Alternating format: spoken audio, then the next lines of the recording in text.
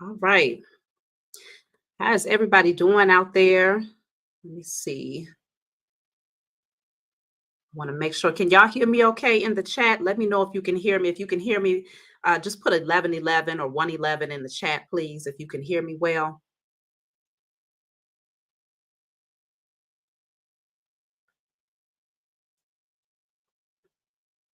Can y'all hear me out there? Okay. All right. Thank you. I appreciate that, y'all. Okay. Well, I have missed y'all. It feels like I've been gone forever, but I really haven't. But I've missed doing these lives, and I'm going to be doing them a lot more often, and as well as inviting guests on to really add to the topic of discussion because it adds more depth and layers to the conversations. But I hope everybody out there is doing well. How have y'all been feeling with this full moon energy? Because tonight is the last night with the Sagittarius full moon energy.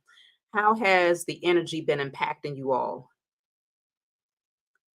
I can say for myself that it has been, most of it has been very, very good energy, very heightened energy. My, I would say my energy levels have been at an all-time high.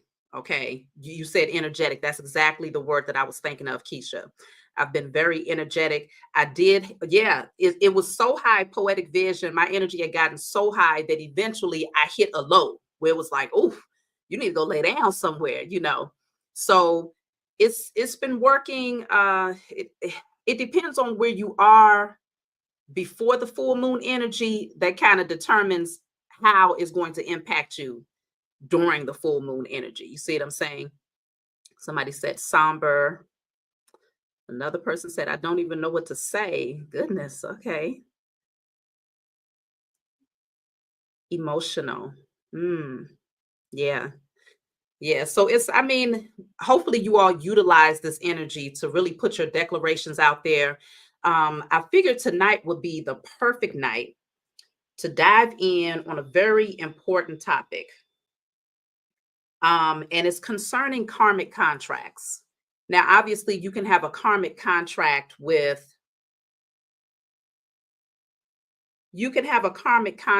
anybody. It can be a lover. A lot of times it's with, karmic relationships, or it can be friends, family members. Karmic contracts can be with structures like institutions, work. So we have to dive deep on this topic because I was discussing this with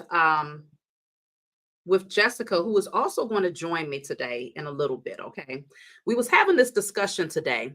She's been on the podcast a few times before, and it got really, really deep in terms of how we attract particular people into our life, and we have to go through a series of events. But ultimately, it boils down to, are you still able to clear the curses off of that person? Especially, let's just say if this person is your child's mother, right? Let's just say your child's mother put you through hell and back. As a chosen seed, if your assignment consists of you breaking the curses off of your offspring, then you will also have to break the curses off of the other parent side of the family. You will have to break those curses off of their lineage. Otherwise, it's going to go on to affect your future offspring, especially if that other parent is not spiritually aligned or enlightened enough to do it for themselves. So a lot of times people's inheritance and those breakthroughs that you've been waiting for are directly connected to releasing the unforgiveness and the pain and saying, I'm still going to break the curses off of their lineage. And it does not mean that they don't still have to deal with judgment, because that still has to happen in order to balance out the scales. But that karmic contract is now severed. That karmic cycle is no longer your burden for your offspring, right? So your children would likely not have to go through the same things that you or your ancestors had to go through. Poetic vision saying, I am going through this with my husband and his side. Yeah. this is the thing. So, all right, first I want to start off with the declaration. I always feel like when we do group declarations, it's important to start with that first. So I hope y'all got your pens and paper ready to write down this declaration, because I have to put it up on the screen in two parts because I couldn't put it all together at one time. It took up too much space.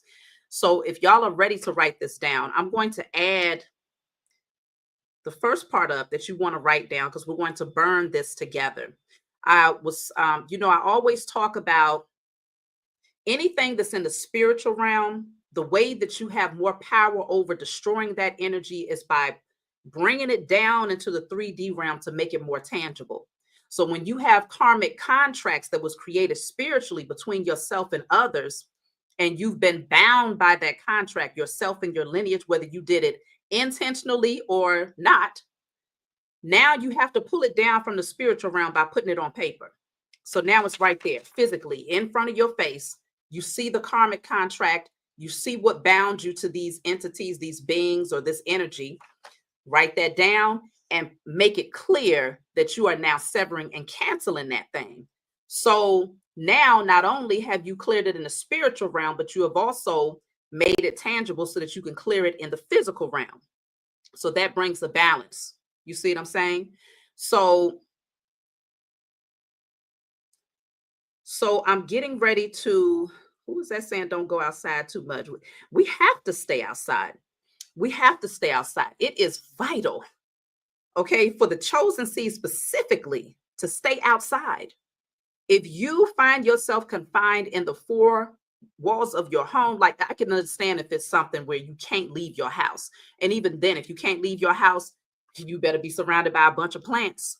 You better make sure you have good sunlight coming in, listening to earth, earth frequencies, the frequency of the sun, different things like that. But nature is very, very important. When I'm not outside, I'll tell y'all, I know when I haven't received enough sunlight because my mood starts to change. I start to feel some type of way, and it's not, I can't explain it. It's just like something is missing, and then I'll be like, well, hold on, let me see. Damn, I ain't been in the sun for a minute. Then I get outside and that sun starts beaming on me and my skin starts tingling, and it's like, oh my goodness, this is what I needed. You see what I'm saying? We're like plants. We need the sun. So get outside. So let me see. I'm going to go ahead and put up the first part of the declaration.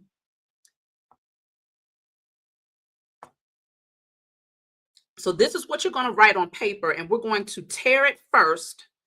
We'll tear it in half, straight down the middle, and we will then burn it. Okay. So of course you want to do it in a safe space. If you feel like you're not in a safe enough space, then of course you can always come back and do it later. And for those of you who will go on to watch this later on, don't feel like you've missed out if you're seeing this 2 or 3 days later, the full moon has passed. No, I do a lot of my rituals and declarations regardless of the phase of the moon. You see what I'm saying? So, but the energy is more heightened right now. It's a good time for us to work in unison to do this ritual. So this is the first part of the declaration. So I'm going to give y'all some time to write this down on paper so that we can get ready to burn it in unison. So it says, I declare and decree the cancellation of all karmic contracts. I should have said myself and my lineage. Okay. I and my lineage may have established, don't worry about the grammar, y'all. We're going to get it right. May have established with other beings and entities.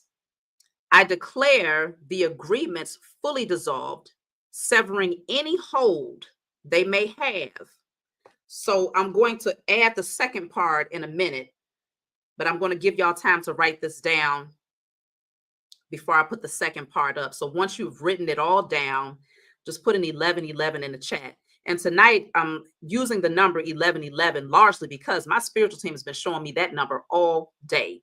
The first time I saw it today was I was on the elliptical and I wasn't paying attention to the numbers on my elliptical because I try not to watch the timer, So then when I happened to look down, I had burned 111 calories. Then I went on to see 1111 as I was on the phone, and then I went on to see it later on my stove. So 1111 has been standing out very, very strongly. It's a new beginning, very powerful energy that we're being called to work with today to sever these false karmic contracts. So I see a lot of you have it. I just want to give people a little bit more time. It's right up there on the screen. Even though I'm reading fast, it's literally right there written out for you. So don't fret. You know, it's right here. I'm giving y'all some time to write this down. And once I see enough 1111s, then I know, because I know a lot of people are just now coming into the chat. And of course, like I said, don't be concerned. You can always come back and watch this later. That's why I'm doing the declaration first. I'm starting with this first.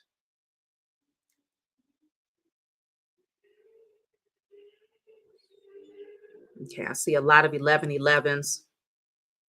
I'm hoping that everybody that watches this video joins. Okay, this is very, very important, because consider these karmic contracts are not just in your intimate circle. These are karmic contracts that our ancestors might have entered into through ignorance. You see what I'm saying? They didn't know what they were signing off on. They didn't know what they were shaking hands to. You see what I'm saying? They didn't know what they was breaking bread and agreeing to. So this goes well beyond a karmic contract between yourself and a karmic partner, or yourself and a karmic family member or friend, or whatever the case may be. This stretches far beyond. So we are covering this for any and every karmic contract that has been agreed upon by ourselves, by our ancestors, from this lifetime and every past life. You see what I'm saying? So this is deep. And when we work in unison to do things like this, stuff starts to shift in the atmosphere, okay? It starts in the spiritual realm first, and it begins to trickle down in our 3D human experience. So this is a very, very powerful declaration that we are doing. I see a lot of 1111s in the chat. It's about almost 300 people here. So let me see. No. There's another part to this righteous indignation. I like that name. There's another part to this that I'm about to put up. So I'm going to go ahead and add it. Let me put it up now. It's very short. It's not a lot, but y'all know we got to add in the last part where we're also including across all timelines, realms, and dimensions, known and unknown.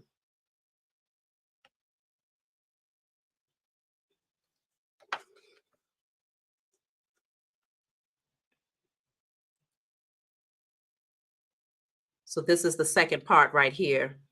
I declare and decree the cancellation of all karmic contracts I and my lineage may have established with other beings and entities. I declare the agreements fully canceled, severing any hold they may have on my present and future life in spirit and in flesh across all timelines, realms, and dimensions, known and unknown.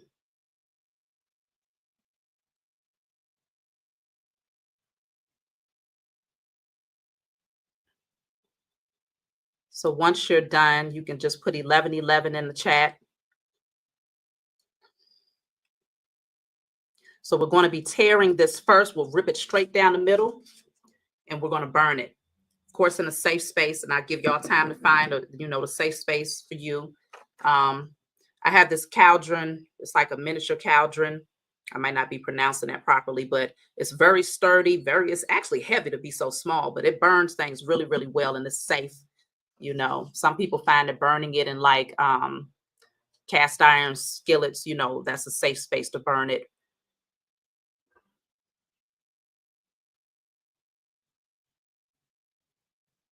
Okay. So I see a lot of you have this down. So we are going to do this in unison, okay? The full moon energy is still heightened. I haven't even gotten a chance to see the doggone full moon, y'all, and I'm disappointed about that, because last night it was extreme. You know what? Not last night. The night before last, it was very cloudy. Last night I didn't go out because I had the ADT folks come out. And once I had secured the alarm, I was tired, y'all. That doggone person was here for almost 3 hours putting that stuff together. So I had laid down, I put the alarm on, and I didn't want to, disarm it to go outside. But I'm hoping tonight I can get a glimpse of it. The skies, they seem to be much more clear tonight. But either way, the energy is still there. So, oh, y'all got to see it out there. I hope y'all took the time out to moon gaze and to talk to the moon. It's very, very powerful, building that relationship with nature. As far as I'm concerned, every planet, every moon, every star, every tree, every part of nature, earth, wind, water, fire, is all alive. It all has memory. It all has information. And so I have conversations, not out loud, telepathically, it was literally yellow. Yeah, I saw some people posting videos like, why do we have two suns out here right now? So I guess it really was just that yellow, even though it's a strawberry moon. Some might expect it to be like more of a pinkish, So, okay, everybody is ready. So we're going to tear it down the middle and we're going to burn it, okay? So this represents the severing of these contracts, okay? So I'm just going to put up the other banner real quick for those of you who did not catch it the last time. So I declare and decree, and y'all can read it out loud, stamp that thing. It's like you standing before the spiritual court, okay? Because usually with contracts in the 3D realm, in order to sever an official contract, you got to go and stand before a judge or somebody who is an official person that can give that green light, like, yes, it's been established, and so it is. So we are standing before the spiritual courts to declare the severing of these karmic contracts. So, over there, just put it out into the atmosphere. Let that vibration ring out loud as you read it out loud before you tear it and burn it. I'm going to go ahead and start. I declare and decree the cancellation of all karmic contracts myself and my lineage may have established with other beings and entities. I declare the agreements fully canceled, severing any hold they may have on my present and future life, in spirit, in flesh, across all timelines, realms, and dimensions, known and unknown. Okay? And so it is. So we'll go ahead and tear that. You can fold it away from you, put it together, and burn it. This is no longer your burden. You are no longer bound by these contracts. They can no longer hold you back or hold your lineage back. Whatever contracts, the powers that were, has formed with your lineage to keep you bound or prevent you from having your inheritance, birthright, and sovereignty. All of that is being severed right here and right now. So I have mine's burning.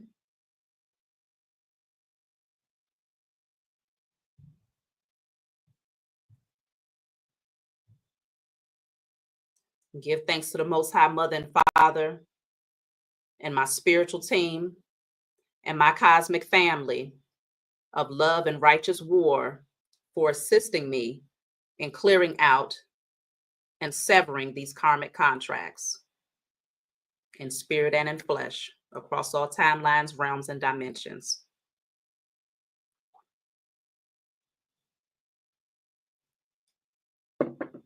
So once you have done that, let's put so it is. We affirm. You know what? Let's just say we affirm, okay? We affirm it is done. I know that's right. We affirm it is done. I got the chills when they told me to say that. We affirm it is done. Come on with it, y'all. We affirm it is done, okay?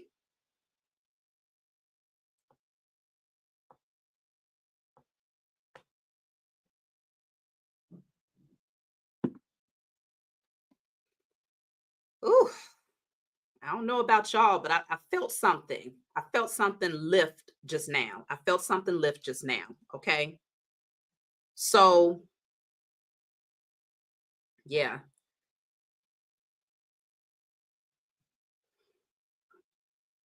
You said it's literally lightning and thundering where I am. I know that's right. It is done. We affirm it is done. These are the types of things that our ancestors have been waiting on us to establish. These are the things that they would have established if they was here, or if they were not beaten into submission, or scared into submission, or you know, if they had not fallen for the illusion of the matrix. These are the things that they would have naturally done. So we are here. We are here. The chosen has arisen, and we are accomplishing and establishing our positions and doing exactly what our ancestors and our soul family would desire for us to do right here today. So it is done. So let me see. I want to definitely tap in because I'm going to be doing a reading on this energy towards the end of this podcast.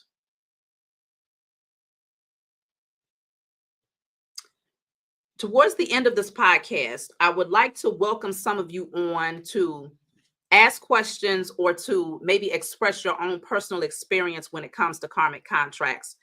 But let me see. Give me 1 second, y'all.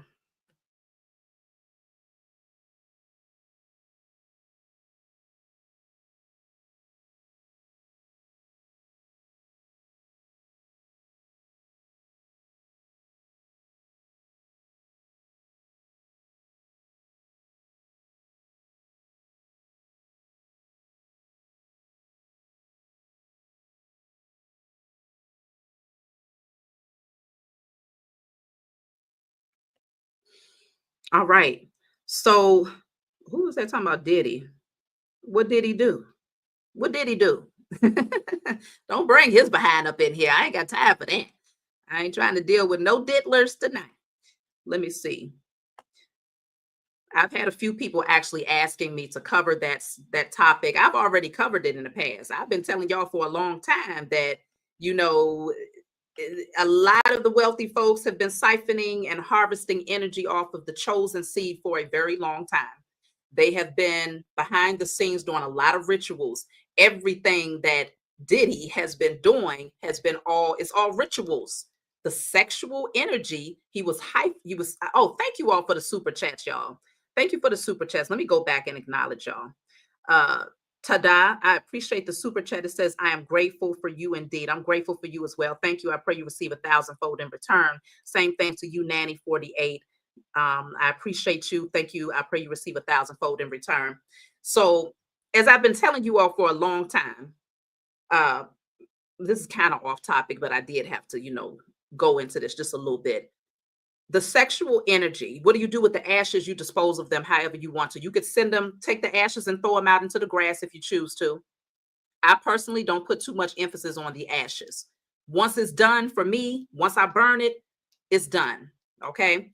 But if you feel guided to do something else with the ashes after you do this particular ritual, feel free to definitely, do whatever you feel is best for you. But in terms of Diddy, before we move into the topic of discussion, all of that, the Diddy parties and things like that, he was literally using the sexual energy of people to enhance his magic. That's really what it is, and feeding that carnal, lustful energy to an entity or a deity that he was worshiping behind the scenes. Obviously, that energy is within him as well, but he recorded it. He had candles around folks. All of this stuff was all ritualistic. But I was telling y'all that a long time ago. So thank you, Journey, for the super chat. I appreciate you, and I pray you receive 1,000-fold in return. So I'm going to go ahead. I have Jessica here with me. We're going to be opening up the topic of discussion when it comes to the karmic contracts. We're going to do a reading, and you all will be able to come on towards, the end of this to add your piece, because I would like to hear if you have questions like, okay, what's causing me to still feel this stronghold to this karmic contract or this karmic connection? We could definitely tap in and pull a couple of cards just to give you clarity so that you can do what's necessary to clear your energy and break free of that bond. So let's just see here.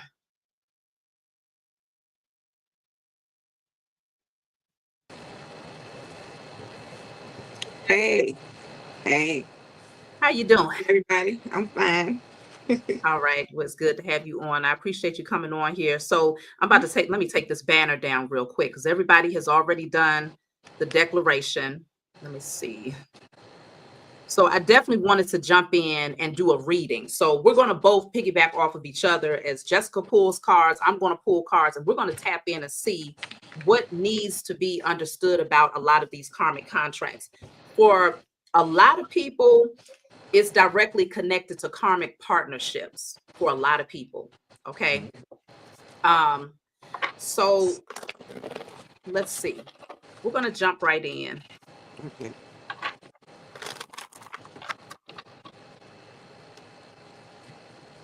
and see what do we need to know.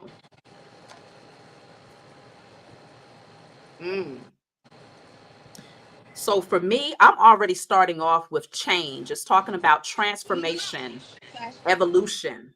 Okay. Change, transformation, and evolution. Now, this is important because I find that for this card to come out first, and today, y'all, I saw two black butterflies. They was literally flying with each other and they flew right past my face. I started hollering. Jessica was on the phone with me and I was so excited, but the butterfly is in this card. Okay. So this is dealing with, when we're talking about karmic contracts, and this card is labeled transformation. It's also labeled newborn and evolution. So as you all know, with a lot of these karmic situations, you go through a lot of changes. I mean, usually it's chaotic energy that you end up Yeah. experiencing as a result of a lot of these karmic contracts. But the beautiful thing is, on the other side of this butterfly emerges. So you transform into this new being. You start to express yourself differently. And now all of a sudden you're able to take new heights. So that's the purpose of a lot of these karmic contracts. But at some point, everything must have an expiration date. And a lot of times the problem is that these karmic contracts carry on from one lifetime to the next lifetime, just waiting for somebody to wake up and say, you know what, I think we learned that lesson already. We don't need to repeat this cycle again, nor do I need to pass this on to my offspring again. Let's go ahead and put this to rest now.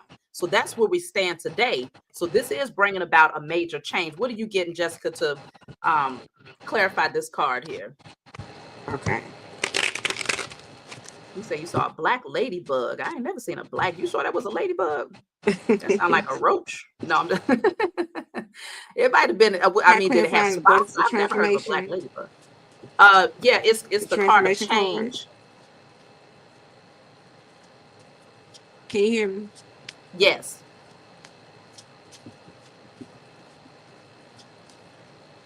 Thank you, Ruby Moon, Let me for the see. super chat. I pray you receive 1,000-fold in return.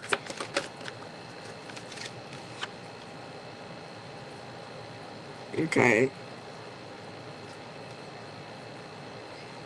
So I'm using the Divine Headquarters Oracle.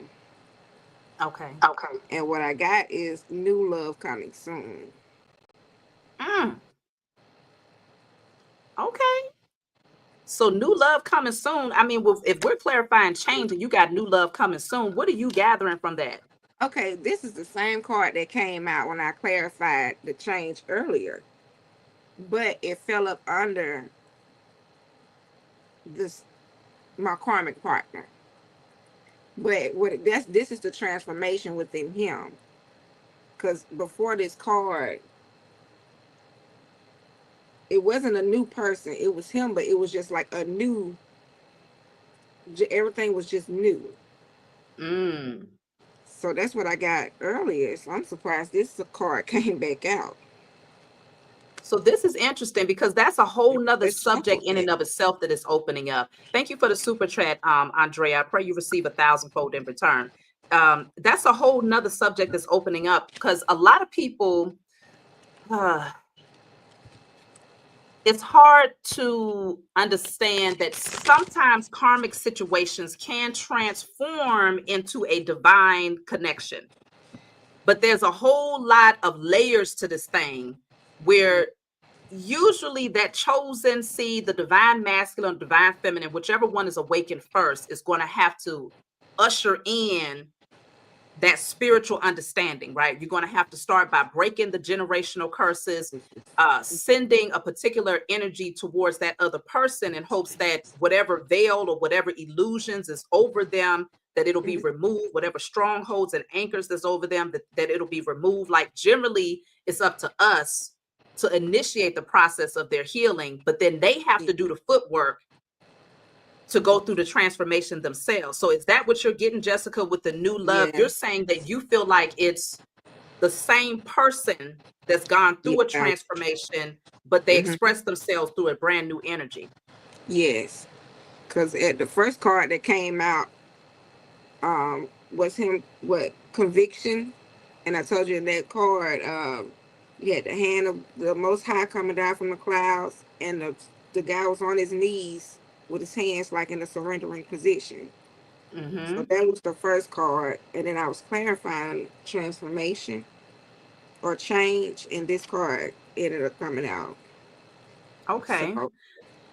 So let me see. Poetic Vision says that your husband has. So in some cases, this will be I'll say this. How many people out there have experienced karmic relationships with the parent of your children? I've done a lot of readings for a lot of people, and I find that usually the most karmic circumstances that they dealt with, the most trying times that they dealt with, was usually with a parent of their children. If you agree to that, put a 2 in the chat if that has been your most trying, like your hardest relationship. Put a 2 in the chat, because I just want to see what's coming through with this energy. Because usually this is where the karmic contracts are really like, it's the hardest thing to press through, because that person is able to hurt you more than anybody else can help hurt you, because they're connected to you beyond the mental connection. It's spiritual, it's sexual, it's emotional. You see what I'm saying? It's so many layers to it, that usually it ushers in a lot of people's transformation. I can't tell you how many divine feminine I've spoken to who were able to awaken. Their awakening was ushered in because of a karmic relationship. So let me see. It's a lot of 2s in the chat. For some people, it's family, but for most people, it is relationships with a parent of their child. So let me see. I'm gonna pull another card, because this actually verifies that a lot of the karmic contracts is usually with some sort of unhealthy karmic love. Okay, because that's going to sting usually just as bad as like a karmic mother, karmic father, karmic child, like those real intimate relationships. It's going to be somebody that's very, very close to you that's going to usher in your transformation. Yes, the 2s are still coming.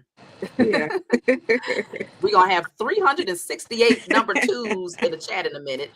So let me see what's coming out here. So I have the mystery card. It says unknown, puzzle, illusion, confusion. So that makes a lot of sense, because we're looking at it's mysterious energy. You don't understand why things are unfolding in such a chaotic way. But there's a lot of illusions that gets placed in front of you where you feel trapped. You feel like you can't get out of these situations, or you feel like things will never change, or even the illusion that this is normal. These type of karmic scenarios are normal because my mama went through it, my daddy went through it, my aunts and uncles, they have all of these karmic situations. So at some point, the illusion of normalcy, if that's the right way of saying it, it blocks you from being able to see the truth, or being able to see beyond what seems to be unknown. So it's a very confusing energy. So what are you getting for this mystery? Because it's like somebody is in their shadow energy, because all you see is a silhouette of this person. So it creates a shadow energy, not being able to see things clearly. Thank you for the super chat, Robia. I pray you receive 1,000-fold in return. So I'm using the Zodiac 108 clarification cards. And I got the number 8, which is Cancer energy, well. And this Mm. well, it speaks of deeper meaning, community, hidden emotions, social resources, true feelings, support, perceptions, looking deeper, consciousness provided for. And I'm hearing awakening. So this is something that we'll awaken to. And then with this bonfire Sagittarius energy, it's just passion, ignite energy, heated, community again, sharing ideas, getting things going, fierce. Mm-hmm. So, and this is the number one. So that's like the new beginning. So Yes. with the Sagittarius energy, this is just having the passion to go to move towards this energy, this Cancer energy. Because when you're dealing with a karmic partner, and I know for me, I'd be quick to be like, it's a wrap. But see, with this number eight, and number eight actually means karma. It don't just mean abundance, but it's Yeah, karma, what goes around karmic comes blessing. around. Yeah. Yeah. And with this Cancer energy being under that, it's just nourishing that in that aspect. So Okay. Okay, so then let me see. So that's clarifying mystery. So with that whale coming out first, I got a deep message there too. Thank you, Chevy, for the super chat. I pray you receive 1,000-fold in return. And thank you also, Empress, for the super chat. I pray you receive 1,000-fold in return. With the mystery coming out and the whale clarifying that, is showing like this thing runs far deeper than mm, what you see on the surface. You can't just look at these situations with surface eyes. That's yeah. why it's so important to open up your spiritual eyes, because it's going to help you to understand why things are unfolding the way they are. Why have you attracted certain people into your life? Is this impacting you in a certain way? So with the well coming out, it's like dive deeper. I mean, the well is definitely Mhm. connected to water. So it's like you got to tap in on your intuitively, like with your spiritual knowing. You're being called to investigate things, look beyond the surface Mhm. and investigate things. And that's why when you and I was talking earlier, Jessica, I was saying how powerful it is to be able to use the cards as a tool of Yes. communication between yourself and your spiritual team. People Yes. don't realize how much information will be divulged to you simply by understanding the sign language. So I always encourage every chosen seed to have at least one deck of cards in your possession, because it is going to help you to communicate openly with your spiritual team, where there's no room for mystery. You don't have to stay in the Mhm. shadow energy and just kind of fumble around in the darkness and the unknown. So like you mentioned Cancer energy. So it's kind of, because I believe Cancer that's the moon energy, right? So Mhm. that's also connected to the mother. To the mother, yeah. So it kind of takes us right back to the origin. You see what I'm saying? Where everything began, where everything grew, and where everything was given birth to. Mhm. A lot of times I do, not saying that karmic contracts don't come on the father side of the family, but it seems to be more common for me based on the conversations that I've had, where it's usually on the mother, the matriarch side of the Yes. family, where it's more prevalent. I don't know. Do y'all have the same experience? Would you find that the karmic energy that you have experienced has been more on your mother's side? If it's been your mother's side, put a 3. If it's been your father's side, put a 4. Now, me personally, it was my father's side. But my mother's side experienced a lot too. So it's kind Yeah. of a toss up It's for me. I mean, it's a toss up for me.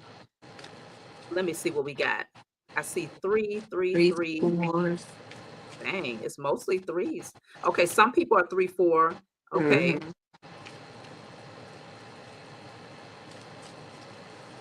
but I'm definitely feeling like the dominant energy is on the mother side of the family. And I feel like it's because the divine feminine energy has to be reawakened, whether you're a male or a female. Mhm. That energy has to be ushered in and awakened first, because that's the healer. The mother's energy that exists within all of us is going to heal and nurture ourselves and our lineage back to alignment. So, and it's also the creator, the creative energy, the intuitive energy. So a lot of times these karmic contracts are made to attack the divine feminine energy of your lineage. And I'm not saying that it won't impact the masculines. I'm saying it'll impact your divine feminine energy that you hold internally. So that's why the whale card came out. It runs so deep. Yes. Let me see. What did you get, Jessica? Did you pull something else? Well, earlier, before this card right here came out, black sheep of the family and generational curse breakers. And oftentimes, that's what our karmic partner but it's them also running from the pain that comes behind, you know what I'm saying, the general curse breaking energy. Because a lot of people, they don't, just the shadow work itself, it pushes them into like just deeper into the shadow, and oftentimes they're left unhealed. You got to come back another lifetime and try to, clear this Yeah. energy.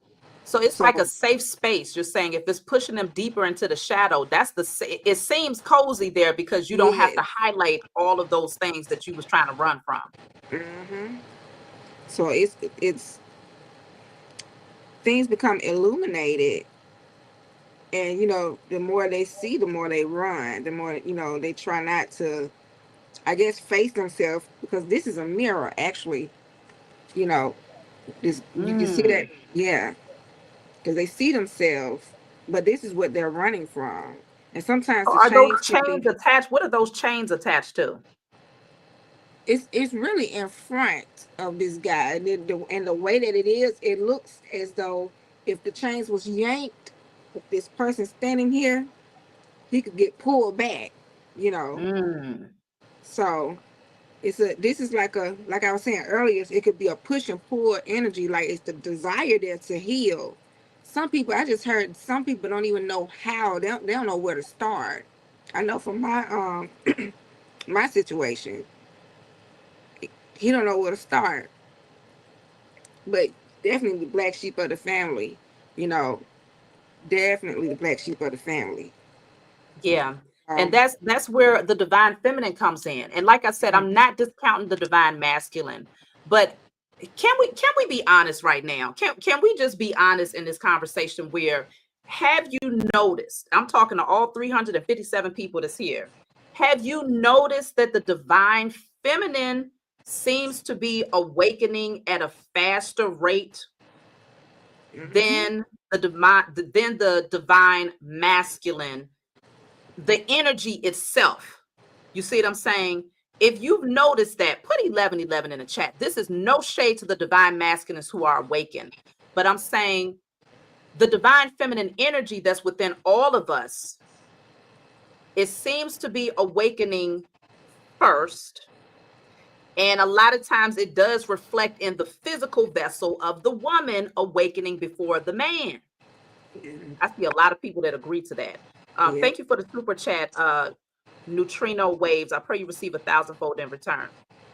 Okay, well, I'm glad I'm not by myself in that, because I do see that. So it's very important that, ooh, we're coming from a system that was more, man dominated, that patriarchal mindset where the woman was placed in the corner, don't speak, don't say nothing, stay barefoot, stay pregnant, cook the food, change yeah, them diapers, and go sit down somewhere. That's the energy that we was in for a long time. The divine feminine energy yeah, was suppressed. And because the energy was suppressed, so was our intuitive gifts, so was yeah, our ability to naturally heal our families and our ability to connect with our ancestors on the other side, largely because what came along with that patriarchal mindset was systems and traditions that don't even really align with our truth. You see what I'm saying? So with the divine feminine awaken first, this is a necessary thing. We have to awaken first because we are the healers. For those divine masculine who are already awakened, you couldn't do it without aligning with your divine feminine energy first. yeah, Your healing had to take place first. And if a man considers himself to be awakened, but he has not done the work to heal, then He's full of knowledge, but he is not a divine masculine energy just yet. He hasn't reached that peak yet if he didn't take the time out to dive deep on those inner child wounds and to really heal himself. Yeah. He might have a lot of knowledge, but he doesn't have the internal doesn't match what's being presented. So thank you, Earth Angel, for the super chat. I pray you receive 1,000-fold in return. So I'm glad many of you understand what I'm saying out there. Well, let me see. I have,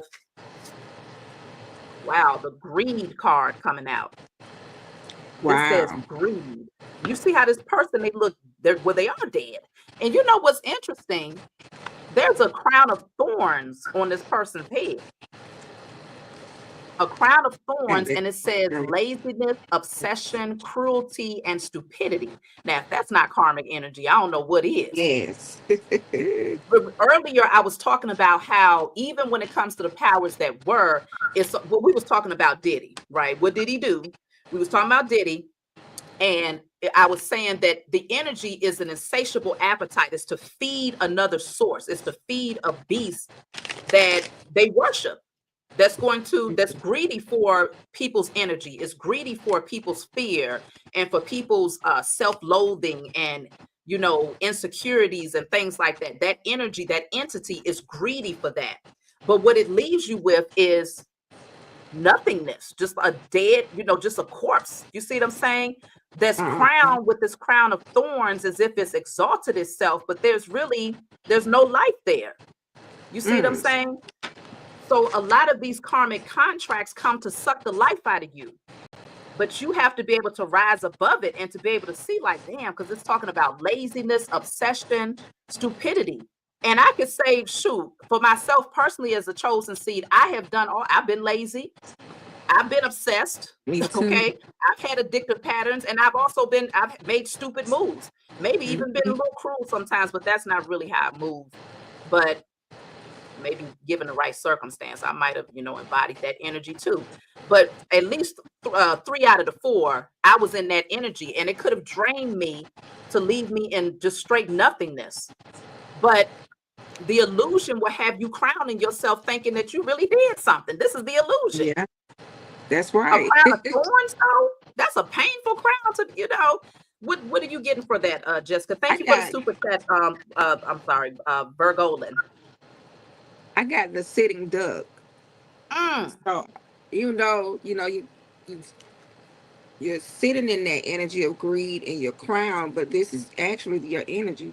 You become prey and unaware, isolated, targeted, defenseless, exposed, helpless, vulnerable, unprepared, accessible, helpless, trapped.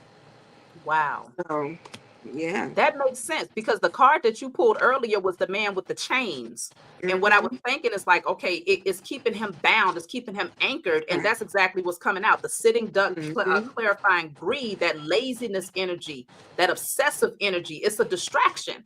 If you're obsessed with something, it keeps you from paying attention to what's really important. If you're lazy, then it keeps you from taking action to shift certain things in your life. If you're being cruel to others, it's going to create a bitterness within you that causes a lot of guilt and shame. And if you being stupid, okay, in the energy of stupidity, then that's also going to cause you to make moves as far as being impulsive and things like that. So these karmic contracts came to drain you. It's okay. This is the thing, because there's 2 sides to everything, right? A lot of the karmic contracts, on the other side, like let's just imagine you have 2 people that's sitting down to fill out a contract with each other.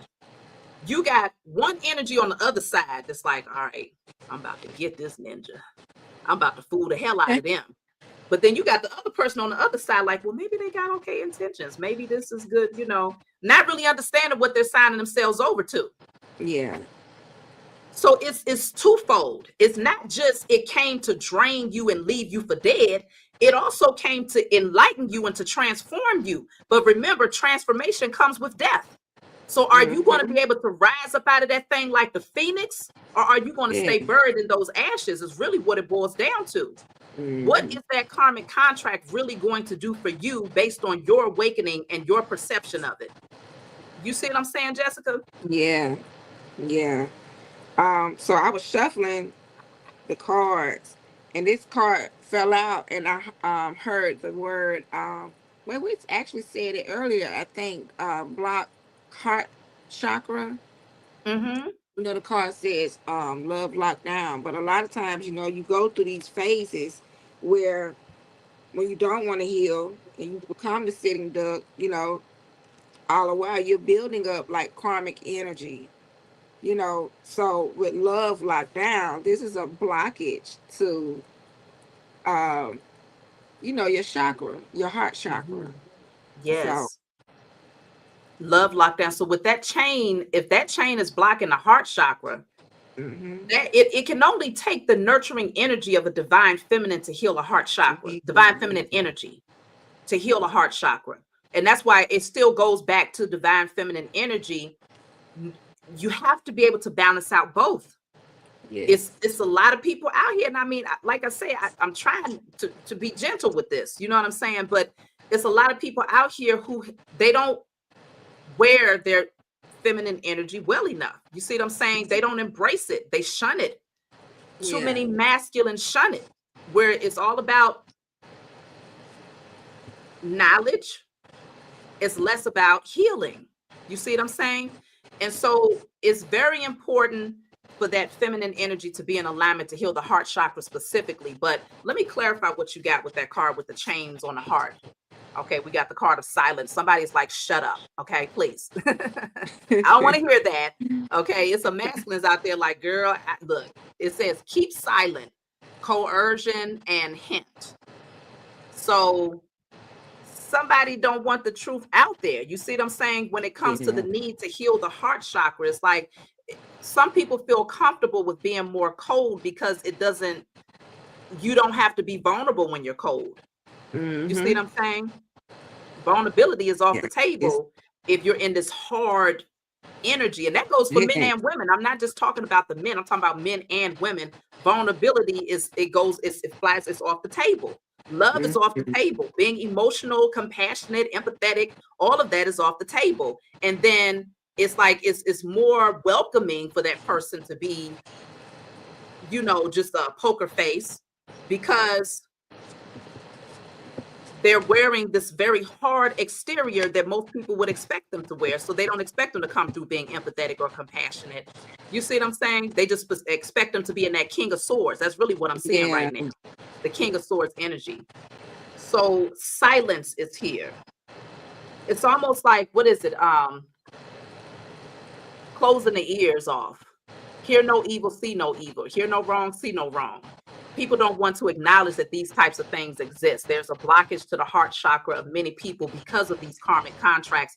And that's why I was saying the only way to rise out of that, this is what you and I was discussing earlier, is Mhm. to heal from whatever pain and trauma was caused towards you through that karmic circumstance so that you can then see the value in putting healing energy out there towards that other person, especially if you share children with them.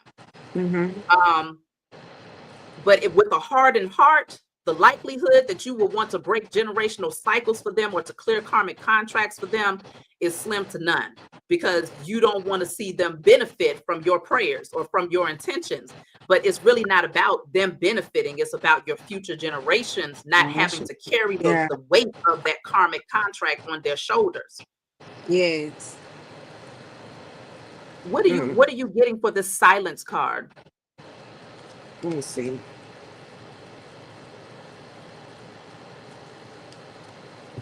Well, I'm gonna say I when I was shuffling, when you was talking, this card here came out, and this is return back to sender. Until you do right by me, everything you think about is going to crumble. Mistreating others curses oneself. Heal through kindness and respect, and that's, you know, karma. Um, and then you got that Psalms 101 energy there. Okay, and what scripture is that? Well, I don't Oh, know, but it's what not on there. it's not on there, but I know it's having to do with you reap what you sow energy. And Mm, so with 101, that's, you know how you have those semester books when you're in school and you have lesson 101, lesson 102. So this is actually lessons that's learned, understanding that. So I'm hearing once you do like the work, and once you heal the heart chakra, and you send that positive energy towards, uh clearing the generational curses off of your karmic partner, this is the energy that they will awaken to. You know what I mean? Getting the lesson. Mm-hmm. I don't know if anybody watched Color Purple, but That's what I was just getting ready to say. That when sound like, Celia, who was that? That was Silly? Was that Silly that yeah, said to you, Celia, do right by me, nothing in your way? uh-huh. And she meant So, it. She said that from the depths of her belly. when Oh, the she had picture is that on knife, there. Okay, I see her. to his neck, he was at attention, how, so this is when you do the work, it's going to actually put them in a surrendering position to where they're going to have to see, they won't be able to run. 'Cause Mm-hmm. this is the one-on-one, this is the lesson, so. That makes sense because considering if you even think about the movie The Color Purple, Hmm. I think she called him Mr., right? Didn't they call him Yeah, Mr. in The Color mister. Purple? So Yeah. he was the karmic in Cilly's life. Yes. From a very young age, he was pulling on her sexual energy. If y'all remember Color Purple, if you watched the Hmm. movie out there, put a number 3 in the chat if you watched it so I can know that, we on the same page. Most melanated people from back in the day, we all watched The Color Purple. I've seen it a couple of times. I'm not even going to lie. Yeah, me too. But if you saw The Color Purple, put a number 3 in the chat because I feel like that's very important when we're talking about karmic contracts and how this thing plays out.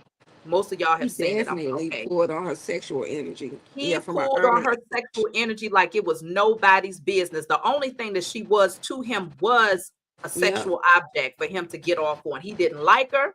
He didn't love her. Lover. He didn't even want the kids that she was giving birth to. But her Yep. sexual energy was pleasing his insatiable appetite. And this is why, on a spiritual Greed. level, that insatiable appetite is given back to low vibrational sources. It wasn't just held within him. He was Yeah. the pawn for an energy outside of himself that was using him to keep her blocked and stuck so that she would never, like, even reading. Okay, reading, that was beyond just reading words in a book. He was Hmm. blocking her from reading energy, from seeing beyond the veil. You see what I'm saying? Yes. Because remember, she couldn't even read. So when the letters came through, she couldn't decipher what her sister was trying to send her. Yeah. So with that card where it says, until you do right by me, this was clarifying silence. If you leave it up to the person who you was in a karmic contract with, they want you to be Wow. silent, because the moment that you utter certain words, the moment that you declare and decree that certain contracts are broken and that certain cycles will no longer be your portion, that's when stuff starts to shake up. Okay, because what happened to Mr. Once Seeley said, I'm out of here. I know my worth. I might be ugly and I Yeah. might be black, but I'm here, right? She got in that Yeah. doggone car with what's her name? Should. What's her name? She was Sister, you've been on my mind. That was my song, y'all. I used to be shimmying in the mirror and everything. So she got in that car and was off with her. But Yeah. at the same time, she found her worth again. You see what I'm saying? But this was after she Mhm. learned how to read again. So she didn't just learn how to read words, Yeah. but she was reading energy. She understood what Yes. she was in. Wow. So if you leave it up You to that know? other karmic energy, they would rather silence you first before you Yeah. could even utter that energy of what goes around comes around. Mm-hmm. Oh, Shug Avery. That's what it is. Should. That's right, Mm-hmm. Tachia. Shug Avery. Yeah. So it took another divine feminine energy, even though she wasn't in her divine feminine. Shug was not in her Yeah. divine feminine. Shug was a hot No, she mess. would. But she was confident though. Yes. One thing that Shug did have is that her solar plexus chakra was aligned. Mm-hmm. Now, as far as her sacral, that was off balance because I think Shug was an alcoholic. But her solar plexus was in a line to where she felt confident, like you couldn't tell that woman nothing, So I think that's what she needed to highlight in Whoopi Goldberg's character. She needed to highlight that energy within her to give her that confidence, that boost that she needed. So, Yeah. all right, we're gonna get off of color purple, but I can go into that all day because I feel like that was a big, a big part of this. But they wanted to silence you. So let's see, what are you getting now? Let's see.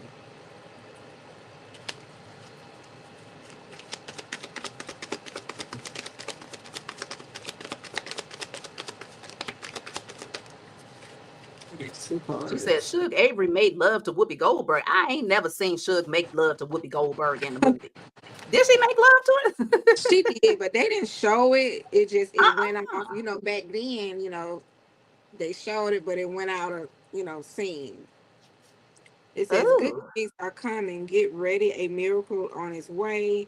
But clarifying, the next card after this is I'm sorry, please forgive me. Okay. And the other one says good things are coming. Oh, that's like a is that what kind of ball is that? A crystal ball, like a crystal fortune ball. teller energy. And see, this is what was coming out earlier. For me. It says get ready, a miracle is on the way. I'm so sorry. Please forgive me. And see, this is why I was saying with that, why the card's been put back. In this divine headquarters deck, where it was saying new love or new partner or something like that. So it's pretty much saying, like once you do the work, once you stand, because at that table he was trying to silence her, but she actually ended up silencing him. She was a whole threat, that Oh knife, yeah. her standing up in that energy, doing her work, it put a sword to his neck to ask him Yeah, to kind of, it puts me in the mind of the Queen of Swords in that moment. yes, and it she was standing in truth, and it unlocks something, doing that work. It unlocks, your partner. It brings them to an awakening. So Yeah, because that's what I get. ultimately, I mean, we do have to, I mean, I guess this is the perfect movie to really talk about karmic contracts. Ultimately, he did give her inheritance back because he Oh, sure stole, and did. part of that contract is that he stole, Yeah. what's her name? Celie. Sealy. He had stolen her inheritance. All of that land, that house, everything was something that she inherited, but because she couldn't read, she had no idea that he had taken what was inherently hers. So after she pretty much returned to sender, because it's not like she cursed him. She said, until you do right by me, everything in your life will suffer. So in other words, if you keep doing wrong by me, I return that to you 1,000-fold. And what happened to him? He was laid out in the field, drunk. He couldn't, the house was looking a hot mess.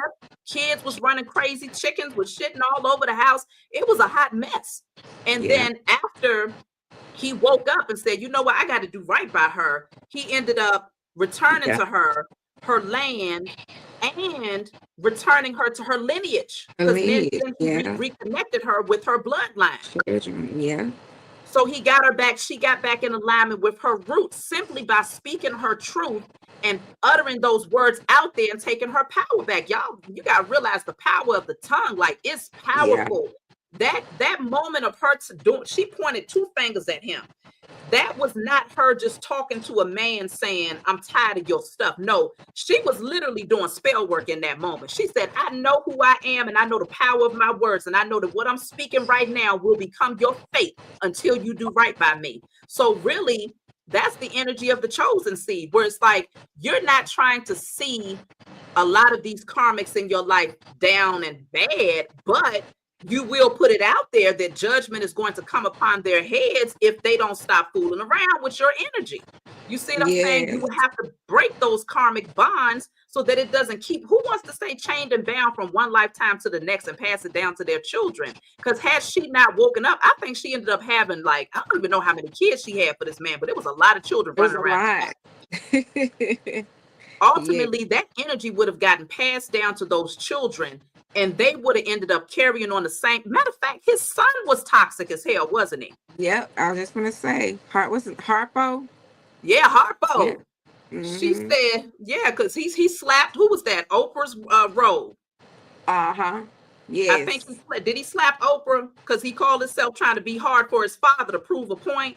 I think Oprah would Yeah. have been his wife or the mother of His his wife at child. the time. Yeah. Yeah, he slapped Oprah because I guess he wanted to prove a point to his father that they was on one accord. Like, you don't let that woman Mm-hmm. tell you what to do.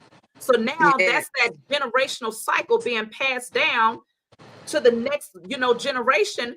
And so he got his ass knocked out though. You see what I'm saying? Yeah. He got some Mm-hmm. sense knocked into him. But at the same time, consider that type of cycle will carry on from one generation to the next if that one person doesn't wake up to their ability to speak certain words into existence and to speak change over their life and over the life of their lineage. So from there, she did get her land back. And of course, her children would have benefited from that later too. So let me see what's coming out. What else is coming through here? That was pretty deep. I like that came through in the message. Yeah.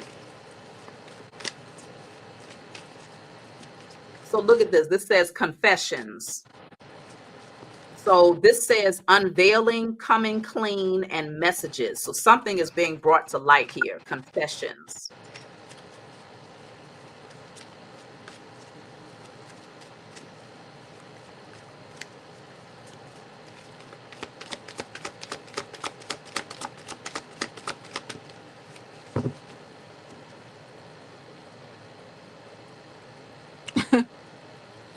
Girl, I got the card. I'm healthy, I'm wealthy, I am rich, and I am that bitch. And Oh, I think about that. What's that character name? Because this is confidence. It reminds me of wands. And what's at the top here? I'm thinking about what's her name? Suge's energy. Remember you were saying how she sat in confidence? mm-hmm. So, and then I'm hearing affirmations. You know, stepping in. What is this? The sacral? No, root Yes. is red.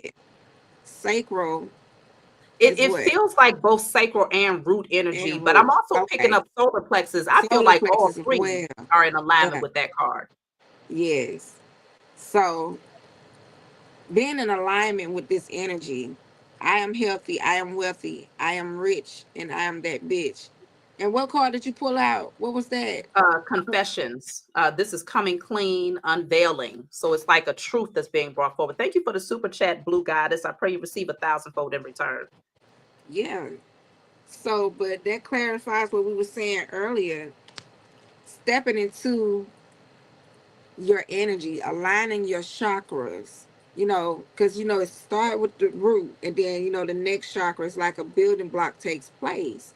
But once you align yourself up and you do the work, a sword will form in the spirit realm, and it is actually just like in this image here, just like depicted here, it'll pull your that karmic partner will feel that energy. When it comes down to Mm-hmm. a generational curse break, it's going to put them in at a surrendering state. Mm-hmm. But we like doing the work as the divine feminine. You have to confess. Like, and I heard affirmations as I was reading this. So maybe Yes. we need to start affirming some things about ourselves. Over our lives, over our Mm-hmm. bloodline, over our lineages. And you said That will. automatically putting that energy out there, Mm-hmm. whether it's a karmic partner, romantic partner, parent of your children, once you put that Wherever. energy out into Mm-hmm. the atmosphere, whoever it is, family, they feel the sting of that truth.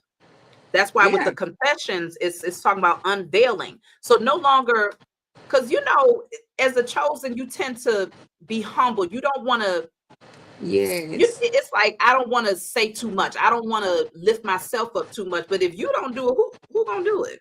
You see what I'm That's saying? So right. it's almost like Mm-hmm. putting that energy out there of confidence and coming clean or unveiling what's already been created within you shifts what's happening outside of you. By saying it out loud, it shifts what's happening in other areas or other people's lives, because now That's right. you don't doubt yourself. You don't deny who you are Mm-hmm. anymore. You are completely Yeah. 100% confident about it, so much so that you could say it with conviction. Yes. That's why affirmations are so powerful, because it's Important. breaking chains in the spiritual realm. Mm-hmm. Yes. Go ahead. You were about to say something? Yeah, I was sitting up, girl, I'm thinking about this scene. I'm sorry to keep bringing this up, y'all. But remember, he was saying he was trying to badmouth her at the table. But she was confessing the truth.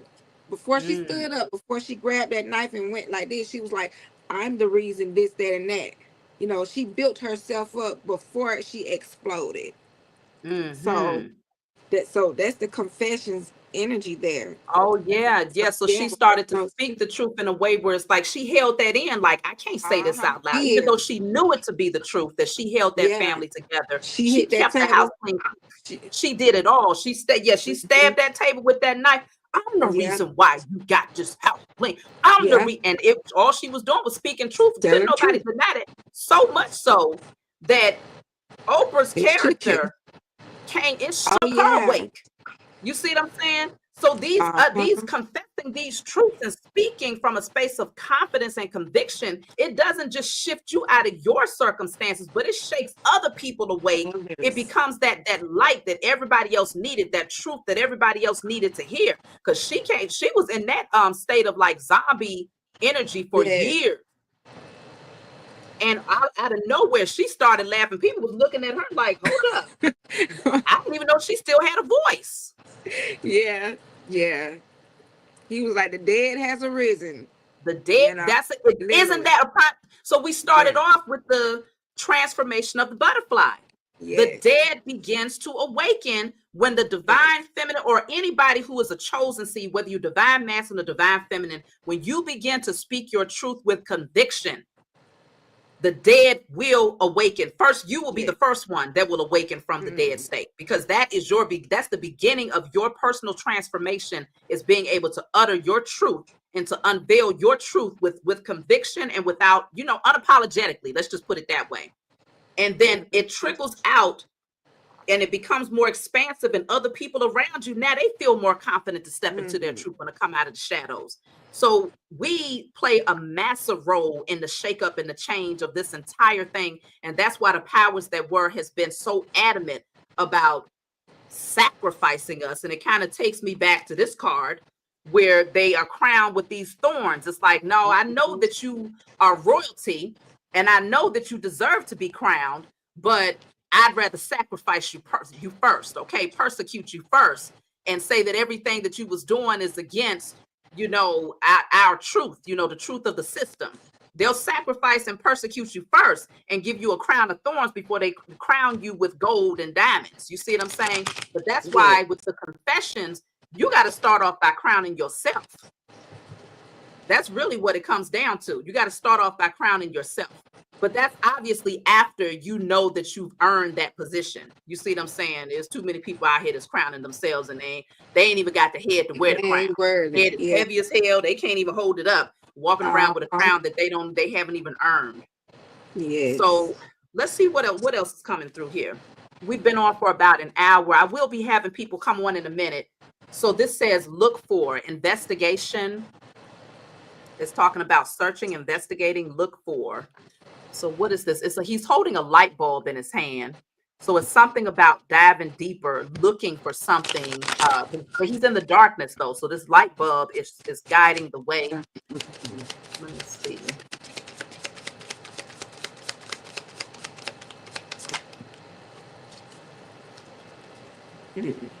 Oh, I got 3 cards. So I got the number 5. This is change. So convertible and fortress. Remember, this energy came out earlier too. Fortress.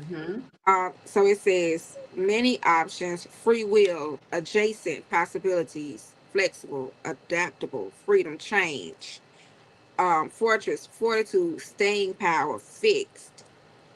So clarifying, what was that card? Look for? Yeah, and it's talking about investigation and exploring, Mm-hmm. researching. But you can only do that by having true grit. This is fortress energy. You can only, and this is Aquarius energy. because that's what I was saying. Like for me, um, it's easy to walk away, you know, and just not really, do the work to stay and sit and get comfortable, like the sitting duck energy. But yet you still leave yourself open. You still in a vulnerable state. You still, Mm-hmm.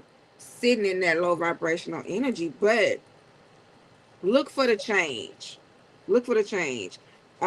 Being with this convertible, this is what Gemini energy, the number 7, and this represents the spiritual journey. So this is where your freedom lies. Have y'all ever seen anybody riding in an old school convertible? I know in the South they bring out the old cars during the springtime, summertime, like they just came out, and they look so free though. They look, you be in a state of Like you know, rejuvenated. I forgot what you call it when they fix it up, yeah, reviving and it it. is, yes, and this is what Is gives that you the like, convertible that's stuck in the grass, or that's a different card? well, it's this a different car. It's actually on the Okay. interstate because you got Route 66 here. Mm. Um, yeah, and it represents change and being flexible and adjacent, many options, free will. So it puts you. I'm just hearing it gives you more mobility, but having that true power, that energy, that true grit, doing what it takes, and that's that fortress energy, And I'm Mm-hmm. hearing staying power. So I think about all the fixed signs: Aquarius, Leo, Taurus, and Scorpio, and how they have to. But if you notice, like on the World card and on the what is it, the Wheel of Fortune, you have all 4 fixed energies on those cards. That's a definite change. Mm-hmm. So once you buckle yourself down into like you're healing,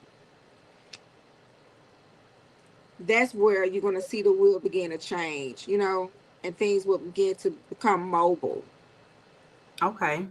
So, So so you'll that's finally what see I'm some getting. forward movement because Yeah, we're starting off with the investigation. So it sounds like with the cards that you got, the fortress, staying power, and the card of mobility. I heard reinvent yourself, investigate. If hmm you dive deeper, then you can reinvent yourself, or restoration is really what I heard. You can restore what's yes, salvageable and reinvent everything else. And with the staying power, it's like yeah, you have to have that true grit to like keep going until the project is you done. see the Because I've change. seen people have like old schools.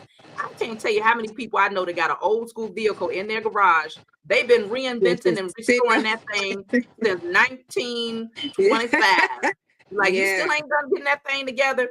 But yeah, a lot of them are like, I'm still working on it. Like they be yeah, dedicated to that thing. So it's they really giving me do. that type of energy of investigating, looking for the cracks and crevices, trying to see what can be tweaked, what needs to be fixed, what needs to be adjusted so that I can finally have some forward movement here, but not giving up with that staying power is really what I'm picking up too. Yes. Well, let me So see, that's because what's I feel good. like this is really good as far as the karmic Yeah. contracts. Is there anything else you wanted to add before we have people come through to maybe ask questions, or we could pull some cards for y'all out there? Anything else you wanted to add before we do that? No. Mm-mm. Okay. So what I'm going to do is I'm going to open up the lines here. Let me see if I could put a copy of the link down here in the comments. I'm going to open up the lines here for y'all to join if you want to ask a question. Let's just say you feel like you're in a karmic contract, you feel bound in a situation. We could definitely pull just a couple of cards. It's going to be very short. We're not going to be too long-winded with each person, but just to pull a couple of cards to see what is keeping you bound to that particular energy or that particular person if you feel stuck. That way you could be intentional about clearing it, because that really goes with the last part of this message where it was talking about investigating, diving deeper to see where are the faulty parts so that you can fix and to restore. So if you're interested in coming on, you don't have to put your face on. You could definitely do just your voice if you feel more comfortable there. But let us know, because that's pretty much the last part of this message here. So let's see. If y'all see the link out there, you just have to press it. Let me go back and make sure I did it. Oh, shoot, this thing is moving fast. So I give y'all a couple of minutes, and hopefully you all was able to understand how this message related to the karmic contracts, and how once you free yourself, once you speak your truth, once you set that judgment in place and call back your energy, how this is going to change your life and your future lineage. So let me see. I have Lisa here. How you doing, Lisa? Good. How are you? I'm good. Thanks for asking. So let's see. What is it? What did you want to add, or did you have a question? Is there a karmic energy that you feel bound by?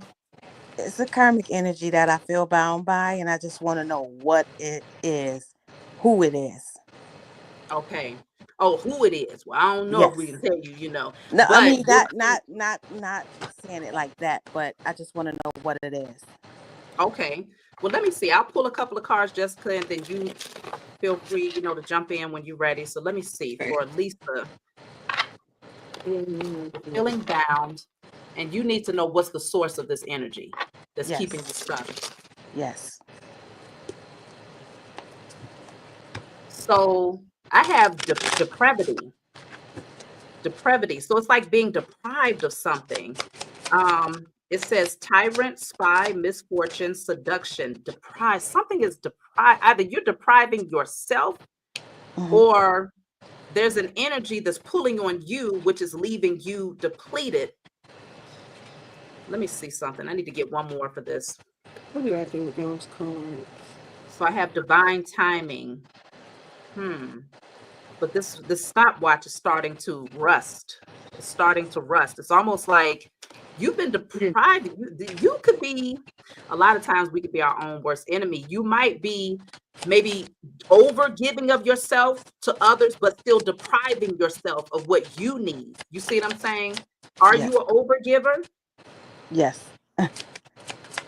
Okay. So I feel like it's time for you to start pouring into yourself, because I always tell people that is still a form of giving.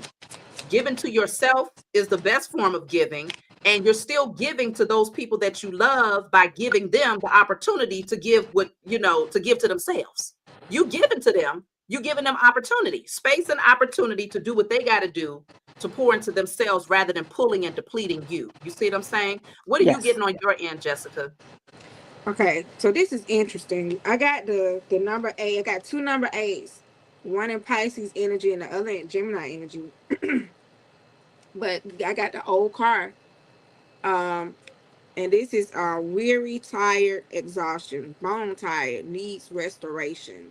So I think you mentioned depleted, and this is energy that keeps you stuck in the past with this old card. So, but with this wheel of karma, and see, these are two number 8s. So this is like the lesson for you. It's almost like you ready to come out the karmic wheel, right? Yes. So, but you're either going to rise or fall. And see, that's what we were saying about doing the work. But once you deal with the divine will behind the energy, your answer to whatever it is that you need is going to be yes. And see, that one is that new beginning for you. So the grit, that fortress, that staying power, I just say to you, do the work, surrender. Even if you feel like it's a dark space, you got to create this energy here. Okay. So Yeah, and that card that came out, that's actually the card that I was asking you about earlier when you pulled the convertible. I was picturing that card right there. So that yeah, card is stuck. It's literally an old school convertible that's stuck in the grass. It's completely rusted, and it ain't going nowhere until somebody starts working on it. So it's almost like for you, I don't know if you feel stuck, like you don't even know where to start. In that type of situation, it's like, where do I begin? Do I start with my external circumstances by trying to dig this thing up out of the mud to get it where I needed to go to work on it? Or do I start internal? But in that situation, it sounds like it's some internal work that needs to be done. Let me see why you are allowing, maybe you're not doing it consciously, but why are you allowing people to deprive you in a way where you're being depleted? So let me see. So I have the card of mirror. So it says reflection, appearance, reference, distinguish. Hmm.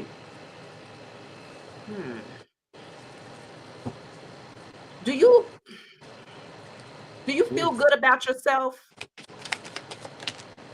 Yeah, I do, but sometimes I am like really down on myself. Okay, so you criticize yourself too much. Yeah. So sometimes when we overgive to people, it's because we're looking for them to give to us something that we need to be given to ourselves. So they might praise you. You see what I'm saying? Thank you, girl. I appreciate that. You know, knowing Yep. good and well, they just taking. But that's Yeah. that praise that you should be giving to yourself. Like, ooh, thank you, Lisa, for getting up today and giving me that smoothie. Thank you, Lisa, for like giving me the time to just rest. You see what I'm saying? Like giving Yes. yourself that praise. It feels like they are giving you something that's kind of void within yourself, but it's not filling you up. It's Right. not allowing you to move forward. It's still keeping you stuck. So I would just say it does start within, because the reflection, the mirror is all about the reflection. This is an internal thing, and you're seeking some sort of external praise to feel something that you should be feeling for yourself. Okay. All right. Anything else you wanted to add before I move on, Jessica? Well, I do want to pull a glowing guidance oracle card for her. Got three cards. Okay, now it says your dreams are doorways to higher wisdom. Are you someone you live in your head? Are you somebody that fantasizes a lot? Because I Yes. see nostalgia with this old card. Um, it says whispered by guides from real realms beyond. Treasure these insights. They light your path to greatness. And I'm hearing it's okay to fantasize and to dream. You know what I'm saying? Because this is oftentimes how you come out of your situation. That's why I be Okay. telling people, don't sleep on Pisces, but deal with the reality, but create as well. Pisces, Virgo energy. So you get downloads. Those are your downloads. Um, and you got study group. It says learning something new opens exciting paths. Working together with others can help you achieve more. Everyone brings something special to the table. Team up to learn and accomplish your goals faster. Are you? Is this is something new? Are you praying or asking for a new group of people to be Yes. around? Yes. And it must be centered around family. I really don't be around my family at all. It's Mm-hmm. just me and my children. That's it. Your family. Yeah. Like, are you asking your spirit guides to? It's like an enhancement, like for your family. It's Right. not because it's like as if you see you're in a rut. You know what I mean? And it's like you want to create like this change. And I don't think you just see this rut for yourself, but you see it like for your circle as a whole. And Yes. it's like it's like a desire for a change. It's like you want to shatter this pattern. You know Yes. what I mean? So be the dreamer, get your downloads and Hmm. put things into reality. That convertible car that came out earlier, have that grit and that staying power to work through your karma so you can come off of the karmic wheel. Okay. So, yeah. And, the I, answer is yes. mhm. The Okay. new beginning is right around the corner. Yeah, and Okay. I noticed a lot of yellow in that card. So I don't know, because I Hmm. want to send you away with something to work with. You know what I'm saying? So Hmm. as far as your alchemizing internally. So let me just see what chakra, because I'm getting solar plexus from that card there. But So, thanks. okay, this is the crown chakra. This is talking about difficulties manifesting your desires. So if you feel like you've been working on it and you're just not really seeing no results, it's because there's something going on with your crown specifically. So work with like, if you cover your crown, like if you could put some clear quartz at your crown, listen to certain frequencies, definitely work on enhancing your faith and having that divine connection to the Most High and your spiritual team. That's the crown chakra energy, but it's something that's going on with the crown. Your hair is blonde right now. Do you dye your natural hair too? Well, yeah, it's dyed, but I'm letting it grow out. It's almost grew all the way out. Okay, so that blonde is your natural hair then. Okay. Yeah. And I'm not saying, I'm just no shade to people that choose blonde, but I'm just saying it's something about your crown. Mm-hmm. I feel like it's directly connected to the dye that could be causing a blockage when it comes to your antennas, to be able to receive the spiritual messages. So just keep that in mind. But yeah, it's something about manifesting your desires. So you might want to destroy and clear all energy that blocks your connection to the Most High and your spiritual team. That's what I'm saying. Put that on paper. I destroy and clear all energy that blocks my connection to the Most High and my spiritual team. So you can start really tapping in and getting those direct messages. Okay. All right. Well, I'm glad you reached out, Lisa. You take good care of yourself. Then. Thank both of y'all. You're welcome. Bye-bye. All right. So we have Trillionaire Goddess.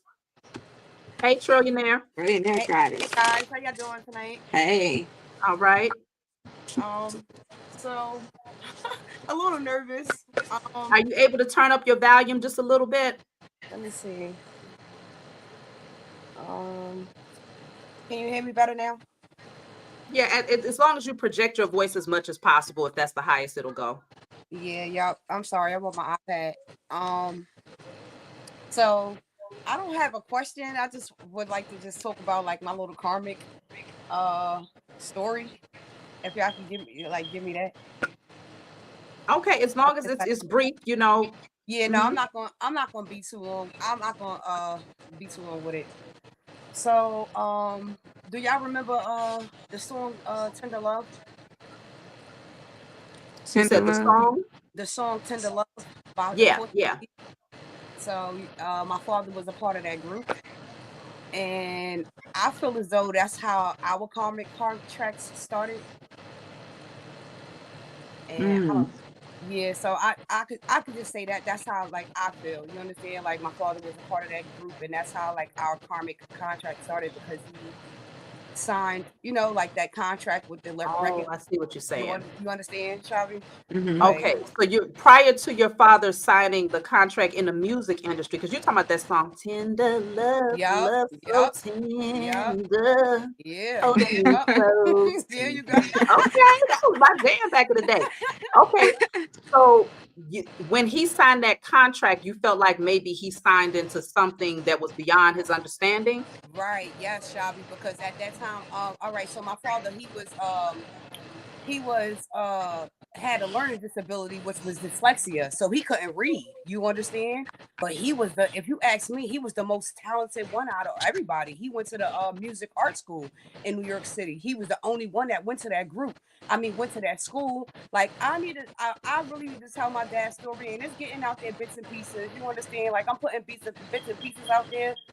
But yeah, so it's a long story, but that's just like the beginning of it. You understand? Like that's how I feel. So how do you feel like it started to impact your lineage specifically? Because we can't receive our royalties from the record label. Me and my siblings, none of my siblings, like we don't receive our royalties from the record label, and like it's hard. It's been hard for us. Like all of my brothers is gangbanger, drug dealers. You understand? Like and like I always had it hard, and right now I'm just. I've been through a lot, Shavi. I ain't gonna front. I've been through a lot my whole life. Like I feel as though like I'm the chosen one out of my mom's seeds. My mom had seven kids. I'm the only girl, so I feel as though my mom died in 2020. My dad died when I was 8. So it's just like I feel as though like I'm the chosen one, and I'm the only one that's innovative. You understand? I think like out of the box. Like my innovations is crazy. You understand? Like it's just like it's a lot. I ain't even gonna lie. Wow. So everybody seems to have some sort of karmic cycle. Most of your family seems to have some sort of karmic wheel that they're on. Now, when your father transitioned, was it a natural transition? No, it was so he had diabetes, and yeah, I was a little girl, so I really don't know. So he had diabetes. The story that I was told when when that happened was he had diabetes. He died in the house because Mm. the ambulance didn't get there in time to give him that something that he needed. Like His they said, if insulin. he would have had orange juice, he would have lived. They said basically, Oh, okay. So his blood Oh, sugar was very okay. low. Was he very yeah, young when he passed away? he was 33. Wow. Yeah, Wow. he was 33 when he died, and I was 33 when my mom died. So the number Hmm. 33 stands out, but it was meant to highlight that number for you. I Do you know. know what your life path number is? It's six. Look at that. 33 breaks down to a 6. You Let's see what see. I'm saying? Yeah, y'all. So even though it was painful, you are here to break those cycles, of course, to cancel out that contract because you're identifying the contract. A lot Yeah, of us can't identify where the I contract know. started, Yeah, but nope. you're able to identify that. So doing this burn and release, this ritual tonight is going to be very powerful for you and Right. your lineage.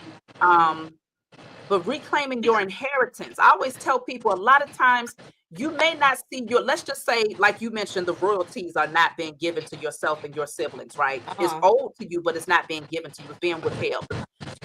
You can reclaim your inheritance and receive far more than what you would have received from those royalties. And so I already did that. So I've been listening to your channel for the past like 3 years now. So I already been doing the right burn and releasing with you. Every time you do a right burn and release, I right with you. You understand? So I already see my royalties. You understand? Because I already reclaimed my royalties, and I already know I don't need that royalty, his royalties. You understand? My dad's royalties. Like I'm telling my siblings, y'all need the money. I don't need the money. Like I said, I'm an innovator, so I have two inventions that I know. That's why I named myself Trillionaire Goddess. I know these inventions that I have, and the inventions that I will have in the future will make me the money that I need. You understand? That Yeah. money that I'm worth. You understand? Which is a trillionaire. You understand? Yes. Because the Yeah. way my brain is, the way I think, the way my mind goes is out of this box, out of this world. I promise you. Yes. And have you called judgment against those who? Yep. Yes, I have. I told you Okay, I do you have. So you ain't playing no games. yeah, So So yep. you're right. calling judgment and you're affirming, like we was talking about in the Yep. message, affirming Yep. your position here. Like you don't Yes. have to give it to me because I already claimed I'm it. It's taking already it. mine. Yeah. Whether Yep. you give it to Taking me it. through those royalties or not, I'm Not already right. a I'm trillionaire. I know yeah. that's right. Yep. Okay. Well, I'm really glad that you shared that with me. Or with us Yeah. rather, because that's pretty deep because we're talking about contracts directly. And it's something about these contracts in Hollywood in the music industry. A Yeah. lot of times people don't know that they're signing themselves over. A lot of times people do know, but a lot of Yeah. times people don't know. But that Right. thirst for fame, they overlook all the other Look it. stuff and the Yeah. red flags that's flashing, and they still Uh-huh. take it, hoping that it'll And take when them Yeah. to the and when next it was too level. But late, my dad he seen it when it was too late. When he was basically about to die. That's when he seen it. mm, You understand? He was like not about to die at that time. He didn't know he was about to die, but like he seen it when it was too late. That's when he seen it. Yep. yeah, and he was still in the group at the time that he died. No, so they kicked him out the group at about Wow. around the time that he died. Yeah, they kicked him out the group. Yeah, it's all online. Okay. Hmm. Well, I'm definitely glad that you reached out, Trillionaire Goddess. Is there Yeah. anything that you wanted to add, Jessica, before we go to the next caller? Um. No. Well, let me see. Is there anything that I can pull for you real quick? Okay. Just to Yes. give you something to take with you. Let me see.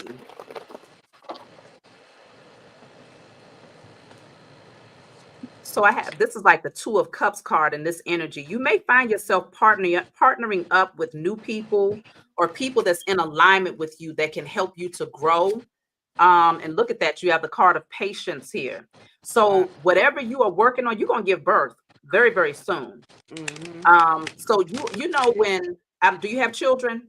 I have two children. Yeah. Yep. Okay, so you already know what it's like when you get towards the end of that Right. Yep. pregnancy. Uh That's huh. when it starts to get the most uncomfortable. Yeah, it So I is. don't know if you're Now. Yeah. currently in the uncomfortable season.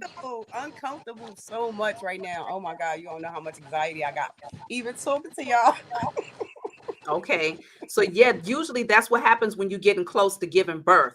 So it's a little bit chaotic. It can be loud, you know, it's going to be like that. But as long as you breathe through it and stay in alignment and practice patience with this process, you're going to see growth, and you're going to end up aligning with other people that's going to assist you in your vision here. So definitely keep going. Did you have anything to bring forward, Jessica? Yes, I do. So I'm seeing something like with the inner child, but it Yep. looks as though work is being done Yep. because Mm-hmm. I have the healing card. So I'm hearing stay content. Stay content. Okay. Stay content. Yep. Now this is you, girl. You got the sword in your hand. You like, where you at? Where you at? Look, this is you. You got the sword of truth. Mm. But see, stay content. Okay. And I'm hearing, watch what you say.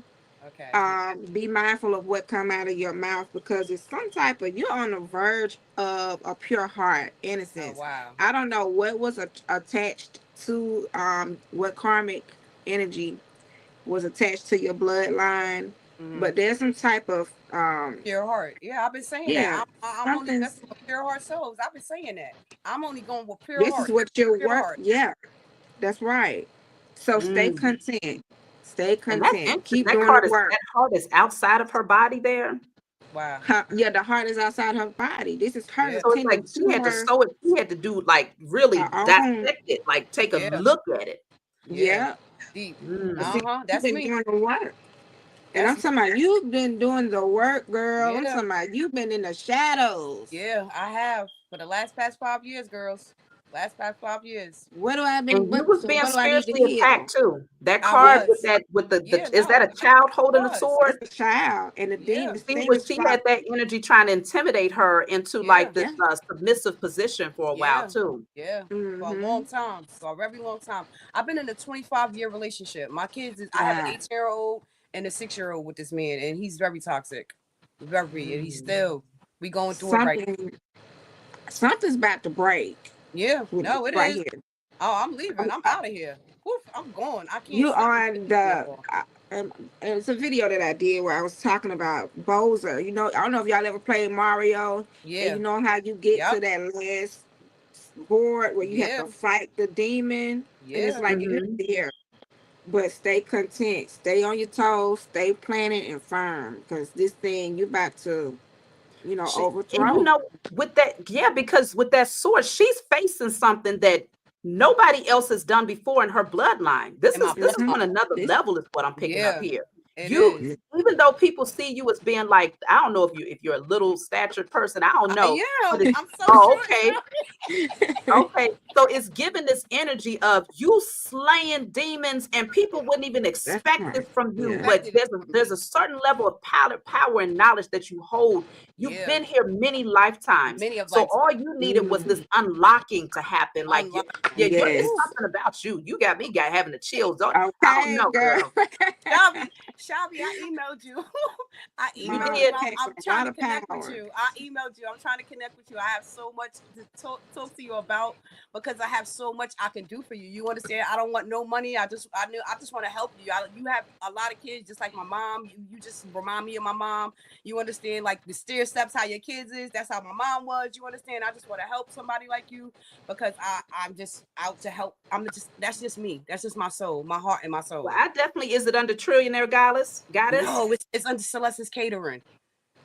Okay, I'd have to go back and check because some of my stuff goes to spam. Sometimes things get lost because I have so many emails coming through, and sometimes I just be tired as hell. Like, look, I'm gonna check the Oh, emails tomorrow. So I'm gonna go in and look for you. Then you said okay. Celestial Catering, It's Celeste's catering. I'm gonna email you tonight. Celeste. Yeah, Okay, I'm gonna email you again tonight and just say Trillionaire Goddess. This is Trillionaire. okay, all right. Well, I hope that this brought you some clarity tonight. It did, and I appreciate you girls so much. Thank you, girls. Thank you, You're Jessica. welcome. And I'm definitely gonna You're follow your welcome. YouTube. Yes, thank Thank you so much. you. Thank you for coming on and sharing Thank your you. story with us. Yep. Thank you, girls. All right, talk to you soon. Let's see. So we're gonna go and move forward to Cara. I want to see Aries energy. Hey, Cara. Hi. Oh, you got to turn on your volume. You're on mute on your end. Oh, hi. Thank you for having Hey. me. Yeah, you got a nice glow going on over there, girl. What kind of skin product you use? You got to give me your whole Thank skincare routine. you. Thank you. So what I is it wanted that to you wanted to talk ask, about? Did you have a question or you wanted to share something? it's a question. I've been in a 13 on and off relationship with my son's father, and I got triangulated with his new baby mother, and I feel like they've been doing like spell work and just things on me that have been draining my energy. But I had a dream last night that made me feel like I broke those cords that I was tied to both of them. And I'm just wanting confirmation if that dream was true. Is it a very long dream? Are you able to share a bit of it? um, okay, so I only remember pieces of it, but I was with my son's father at some foreign location. I don't remember where we were, but I got away on a horse to get back to my son. And there was another man that was chasing me, trying to get my attention. I didn't recognize this person, but the closer he got to me, the smaller my horse was getting. And I felt danger from him, so I just didn't let him get too close. And then I started running from him, and he seemed to be like malnourished and sickly, so he couldn't keep up with me. So I was able to get away from him, and then somehow I got back to where I live. And the third party, my son's baby mother, she was at where I lived, and I had her daughter and she had my son. And I don't know what that was about, but we switched kids and I got my son back, and we were in this lobby area, and I was about to go back home and she tried to follow me, and I told her no, like, you can't come with me. And so Mm. then she stayed back and she tried to call my son's father on the phone, and she was asking me what's going on because his phone was dead. But then as I was walking away, I saw that she got in contact with him on the phone. And then my dream ended after that. Okay. So that was because somebody asked the exact question that I was going to ask you is what color was the horse? It's white. White horse. Okay. Okay. So it's that energy of you're purifying your energy to the point where you're not gravitating towards him. You said it was your child's father that was chasing you, or was it somebody else? It was another person I don't recognize, another man. Okay. So could it be that that man is his energy? Did you sense that the energy That's what was it sounds like. familiar? Did it feel familiar at all? No, No. it So it didn't didn't. feel like his energy. Yes. So running away. Let me see something here. Let me see. Because I was picking up like the Knight of Wands or the Knight of Swords, the knights with the horses. Definitely not the Knight of Pentacles or what's the other one? Oh, the Knight of Cups. So no, not the Knight of Cups. It's between the Knight of Wands and the Knight of Swords energy that you was in that dream to be on a horse. Um, Running away, swapping babies. So my horse Big shrank. home. My horse Huh? shrank. So my horse It ended up shrinks. shrinking. Yes, Every because time and he I got couldn't close. ride it anymore. So I had to run on Wow. foot. So it's almost like I'm going to take you but so far. And from here, you have the authority to keep moving in that direction. Or you could buckle and get scared and be like, what am I going to do? Because I ain't got no horse. So Yeah. you kept going though, right? Mm-hmm. So it could indicate that maybe at some point you was codependent on maybe your child's father's energy in a way where you felt like it was supposed to carry you to the next stage of your life. But without that, you might have that man that you said we was withering away into nothingness. That might have been a mirror reflection of what you might have felt like absent his energy. You see what I'm saying? But something in you said, keep going, because the children came to play later on in the dream. Your Yes. son, your grandchild, you saying your No, no, grandchild. my son. My son and the other woman's I had her daughter for some reason. Oh, you're okay, because you got to go back and listen. Because when you said that, I was like, I know this girl ain't got no grandchildren. Yeah. Okay. So the child came into play. She had your child and she swapped her child with your child. So when I arrived back at home and I finally made it back home, somehow I had her daughter and she had my son, and she was like as if she was watching my son for me for some reason, and I was watching her daughter, and when we got to the lobby area, I was like, okay, like I told my son to come with me. I gave her her daughter, and she tried to come with me further to my home, and I told her no, like don't. I didn't want her to come further. You know what I'm getting, Jessica? We've been talking the whole time about breaking generational curses off of yourself, the parent of your children, their lineage. That could very well be what this represents, because if you was taking on, not that you was trying to, you weren't even trying to take on, you know, responsibility for her daughter. No. But when you break these generational cycles, her child will benefit because that child is under the lineage of your child's father. Okay. So it's more spiritual than anything. But let me pull some cards real quick, because the card that came out for me was participation. Participation. Okay. What are your spidey senses saying about that? Because I know you know. Participation. Because it's even with her having your child, you having her child, it's almost like at some point, y'all are going to have to compromise in order for this thing to be balanced. You see what I'm saying? Not saying that you're going to be watching her kids and bringing them over for dinner and stuff, but there's something, because that's your child's sibling. Even though it's chaotic, though, you want to run away from this. It's like, I don't even want to deal with this, because without him being on by my side, it's something about that energy that felt depleting for a minute. So you might feel cheated. You might feel like she was a thief. Did she come in as a thief? Was she like the other person while y'all was together? Yes. This might cause you to run away from a part of your calling to break those cycles. You see what I'm saying? Especially if you're the chosen seed amongst your family, you have to break that generational cycle. It might be hard for you to do it for his lineage, because her child will benefit from you doing that for him.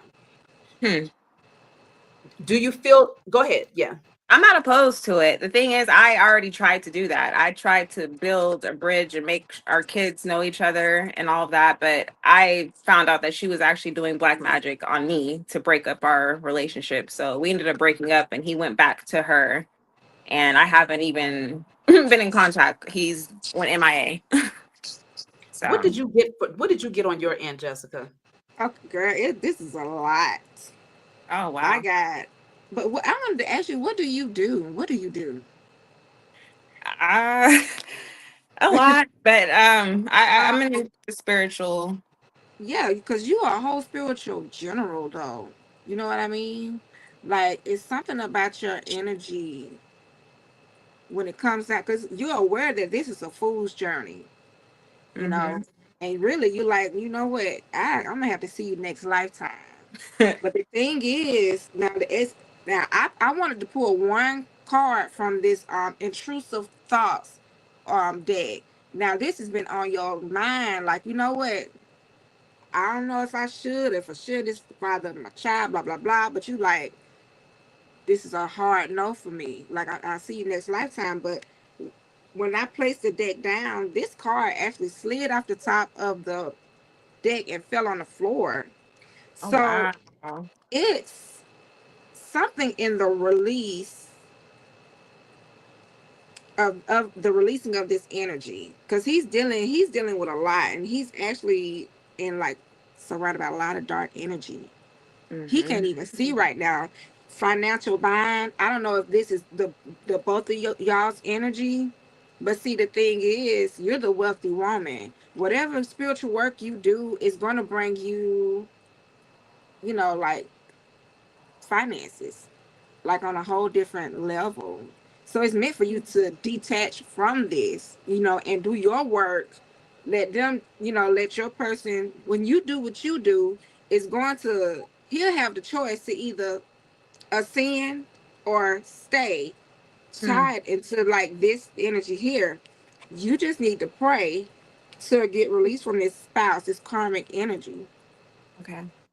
Yes, So, I'm deep in my prayer. yeah. Is that a part of your calling, doing spiritual work? Yes. Do you feel like it is? Absolutely. Yes. Yeah. Okay, so this is the perfect distraction. Is really what it sounds like. But your elevation, could be contingent upon you doing the spiritual work, like I said, even over breaking those generational cycles and still finding a way to work together, not necessarily in the 3D, because right now it sounds like they're resistant, but on a spiritual level. Like, okay, I understand that was a part of your contract, but we're going to go ahead and cut that contract now. And I'm going to go ahead and still evolve in my purpose, still sending out the frequency of love and anticipation that my son will eventually benefit from your healing. So you're still participating in the overall goal, but in the 3D, you're just, you know, you separated yourself and you're just focused. Yes. Okay, that definitely resonates deeply. So does it help your dream to make more sense as far as the horse? Like, you don't need that thing to carry you anymore because you have the strength to carry yourself? Yes. Yes. Okay. Thank you. This puts it in perspective deeply. Thank you. Yes. Well, I'm glad you reached out then, Cara. You take good care of yourself. All right, ladies. Good night. All right. Good night. All right. Let me see. Is there anybody else here? I think that was everybody.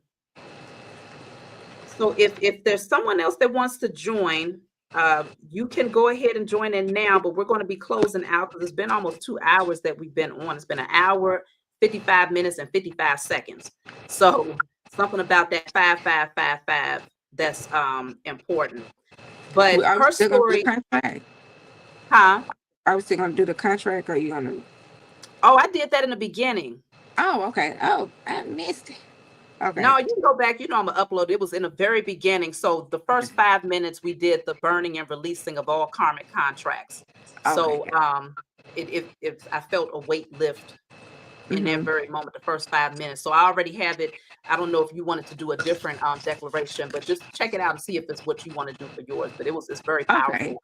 So I'll go back and look I at. still want to see if I can see this doggone moon tonight. I'm gonna go outside and see if I can catch a glimpse of it because I haven't been able to see it. Literally, I have not seen the moon. Even you know how sometimes during the daytime you could at least see the moon during the daytime. I have not seen the moon, so I don't know what's going on with that. Yeah, so I'm glad that y'all came on tonight. This has been very insightful, and I feel like almost everybody's individual situations kind of merge together to make the whole message make sense. You see what I'm saying? When you're talking about the contracts of the music industry and then the child's father and then overextending yourself in certain situations. So I have two more people that want to come on. So we're going to close out after these last 2 people here. If this is something that y'all want to do again in the future because you felt like it was good for you, just put a 3 in the chat. Let me know that y'all are feeling this type of live, and I'll definitely be open to doing this again because I enjoy doing this. So let me see. So Kesha, I'm going to bring Kesha on now. Hey, Kesha. Hi. How are you? I'm good. How about you? Okay. All right. I'm okay. So what would you like to talk about today? Do you have a question or a comment? Well, I thought I had a question, but I really think I just need clarity about the transitions that I'm going through right now. I classic people pleaser. Yes, that was me. Recently, I have been forced into some situations that have caused me to learn my lesson the hard way. I don't like the hard way, and I need to. I don't know. Maybe it's a lack of self-confidence or something that I keep imposing on myself. But I really need to have some type of clarity to say, okay, I trust myself to see these things before they happen, to see these people before they do their damage. Okay. So I'm going to give you a reading without even pulling the cards first. That stop sign behind you is screaming. It's saying a whole lot, that stop sign behind you. You know that when you're driving, you get to that stop sign, it's telling you stop all the way. Not yield, not slow down, but stop. Cold turkey, don't move. Look both ways before you cross. You see what I'm saying? The fact that you're wearing green, is that a green top you got on right now?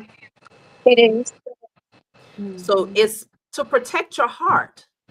Don't move too fast. You see what I'm saying? Because otherwise it could be a head-on collision. And it sounds like whatever situation you're in, you've been going full speed ahead and you wasn't stopping to look both ways.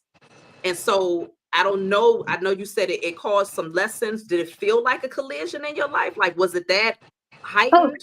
yeah, it's a major multi-car pileup. Like everything is total. Yeah. Wow. So now you see that had you stopped to just observe, things would have probably went differently. Yes. Okay, so this is it's just a lesson. It's a snapshot moment. That's the beautiful thing about being a spirit, having a human experience. Everything is a snapshot moment, not to be taken personally, because there's so many layers to this thing. But let me pull some cards just to see what I can give you here. Let's see.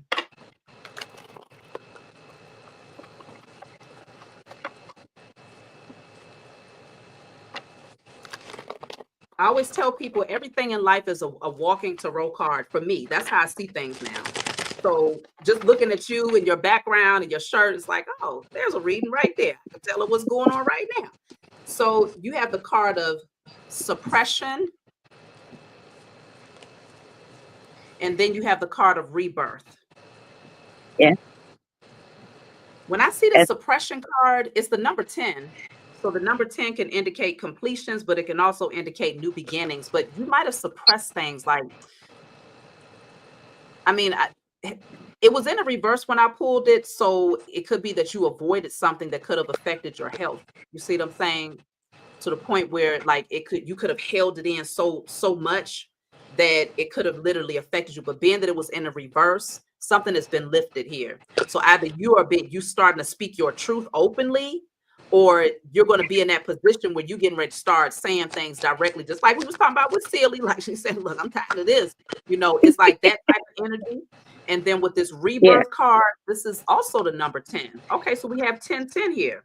So the number 10, again, that's talking about a completion of a cycle, but the one stand out after that. So that's a new beginning. So you might start to see 1111, 111 a lot in the coming future. So there's a rebirth that's happening for you because your inner child is being healed as a result. You know what happened? It triggered some things that you did not address. You suppressed it since childhood.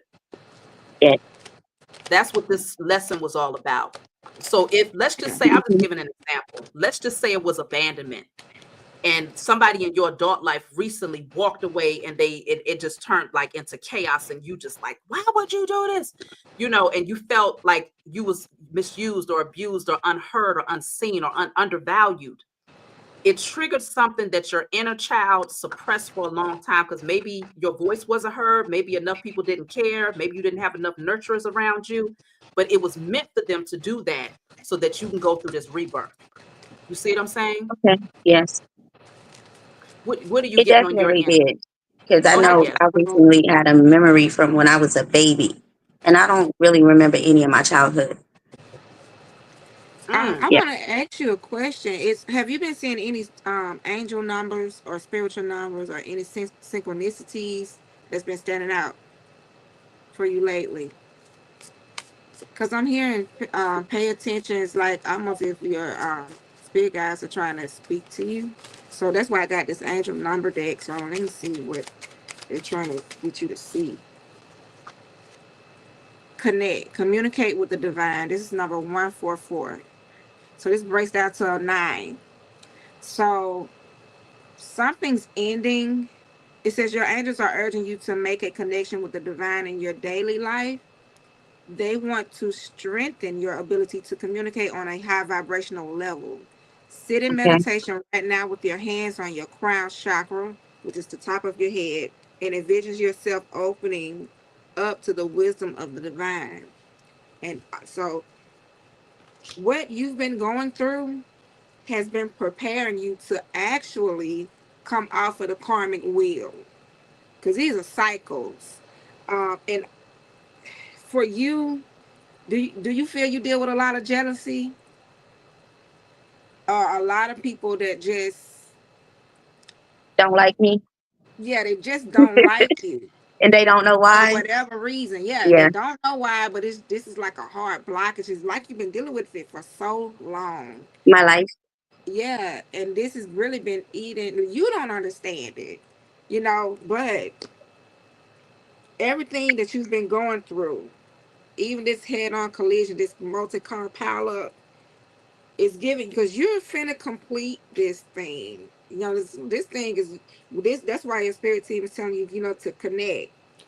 You're about to come off of this wheel, so the spiritual strength. You know, this is what's been exercised here, so that you won't miss it. You know, the next time, because the past is about to return.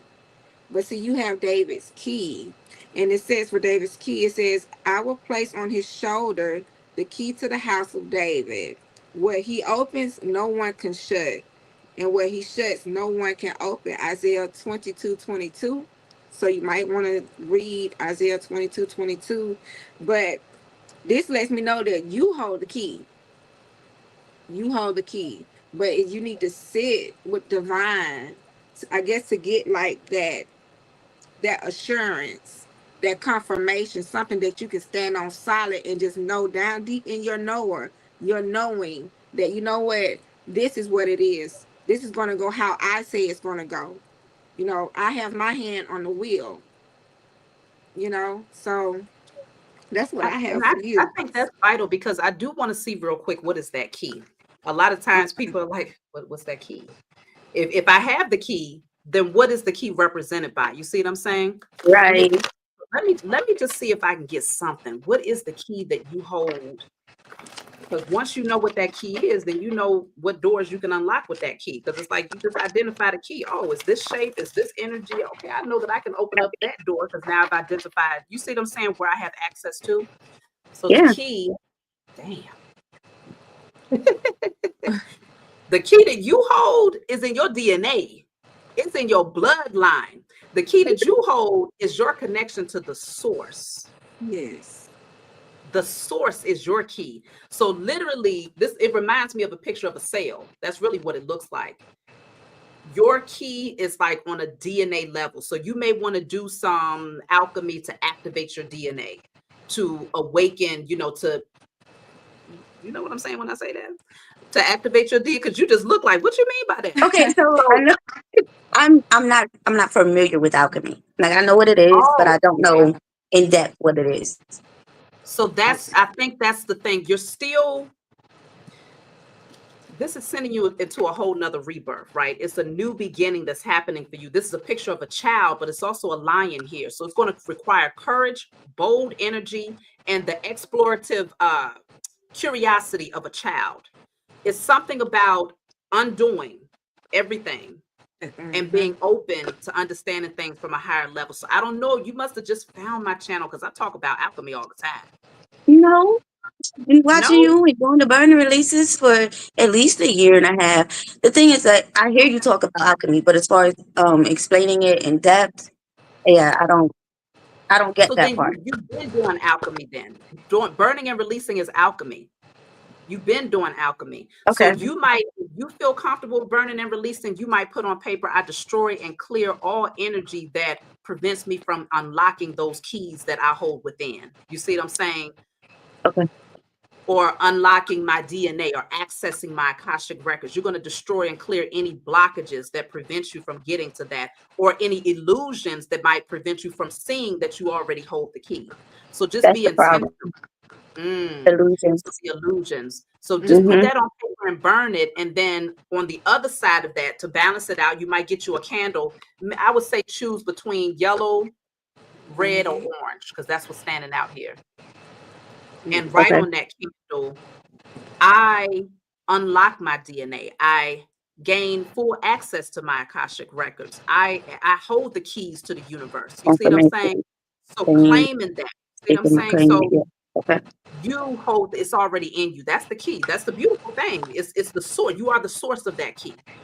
So you don't have to really look for anything outside of yourself. It's really what this card is saying as far as being the key. So I'm glad that we touched on that. Well, I hope this brought you clarity, Kesha. It has. Yes. It definitely has, and I really appreciate the both of you. Your I don't even know how to say that. Like, but I need to learn how to. I need to learn how to be me because, like you said, the death and the rebirth. Like, literally, this just happened this week, and I'm not the same person I was before it happened. Just Wow. because of everything that was happening, and then everybody, my so-called loved ones, their response to it was just to like abandon me. And so it's like, okay, I see you. More importantly, I see me. Oh, I And know that's right. I need to like figure that. out how to Put that see on a me in a shirt. better light, in a better way. Okay. I see you. More importantly, On a I shirt. see me. That was deep Yeah. in and of Yeah. itself. You see what I'm saying? But consider Mhm. you just said that it shook you awake and Yes. you came out a different person. Don't you know a lot of people that deal with head-on collisions, they wake up and it's like they speak in Spanish. I didn't even know I could speak Spanish. But that collision was that you needed a Wake shake up. up. Yeah. Something was keeping you pressing the snooze button for a minute on yourself. Mhm. You was sleep on yourself, Yeah. but it was And I likely didn't a know lot how of to those not do it. around you. Yes. Hmm. When she talked about suppressing, I've done that my whole entire life. I don't know how to do, Mhm. let me rephrase that. I didn't know how to do anything else. My feelings weren't important. Is everybody else need to be happy and da da da this and that. I didn't even know how to be angry with people. Everything was, oh yeah, you're fine. I forgive you. Go play. You know, adults and children alike. But me, nobody knew me. Yes. And nobody Well, knows me now. So oh, they really gonna be They finna confused. know you. They getting ready. It's allow me to reintroduce myself. Okay. Okay.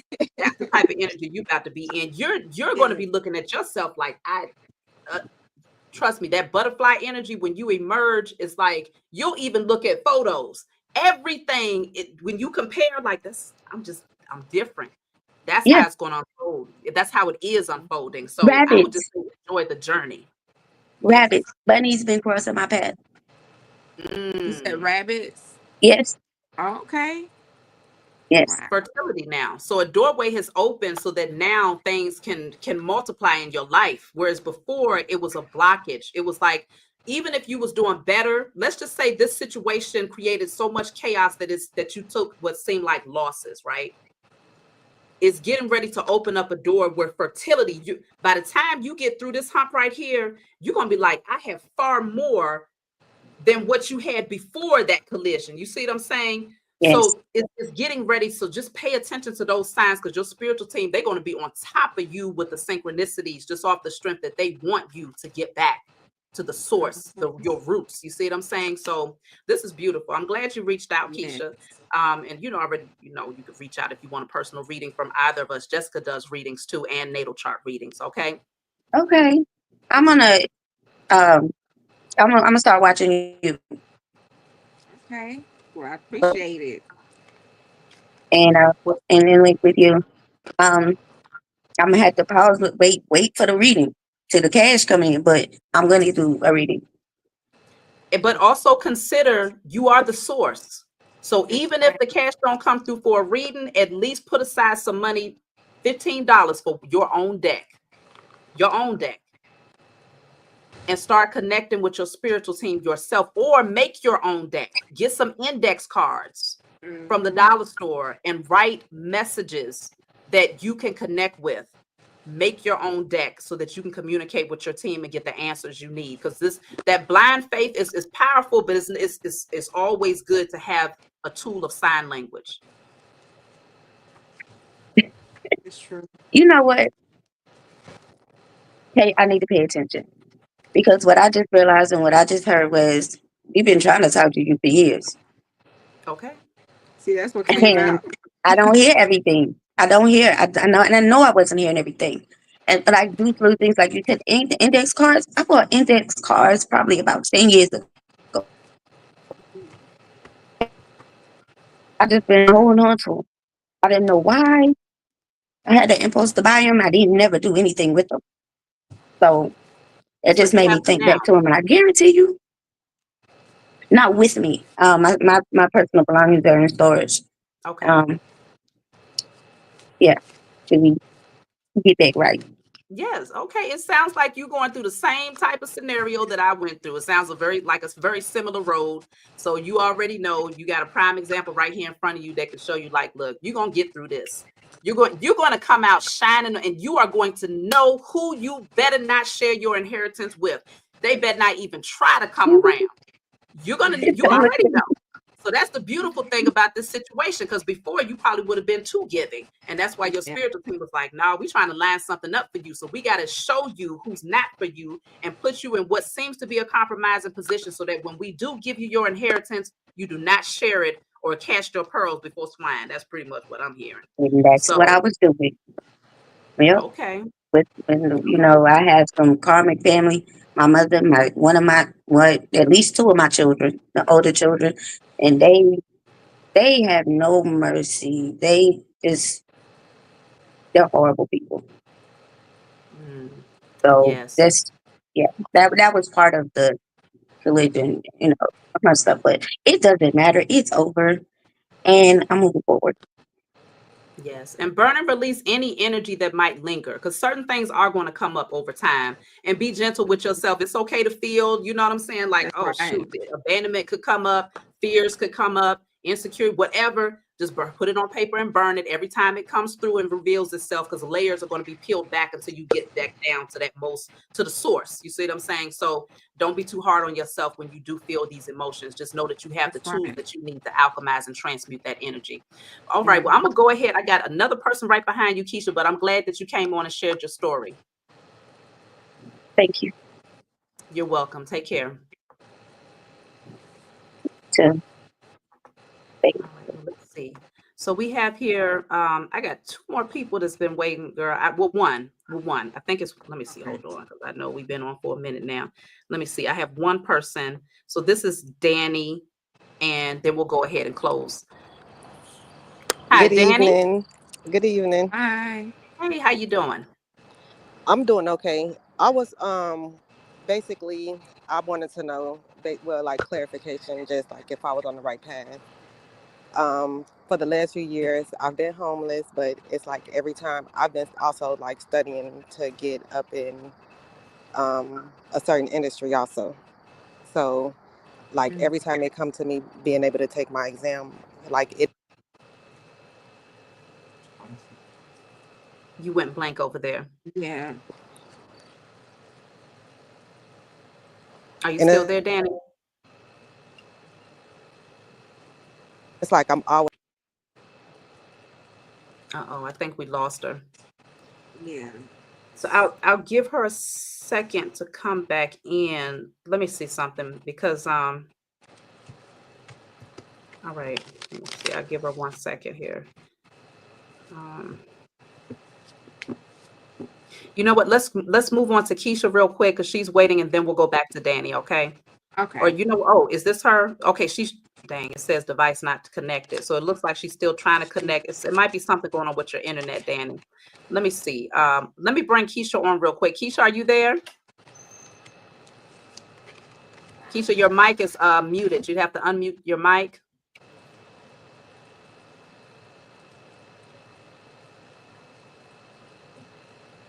Oh, is this the Kesha that we had on last time? I think this I is the think Kesha that we had on so. last time. Yeah. Okay, so never mind. Let me see.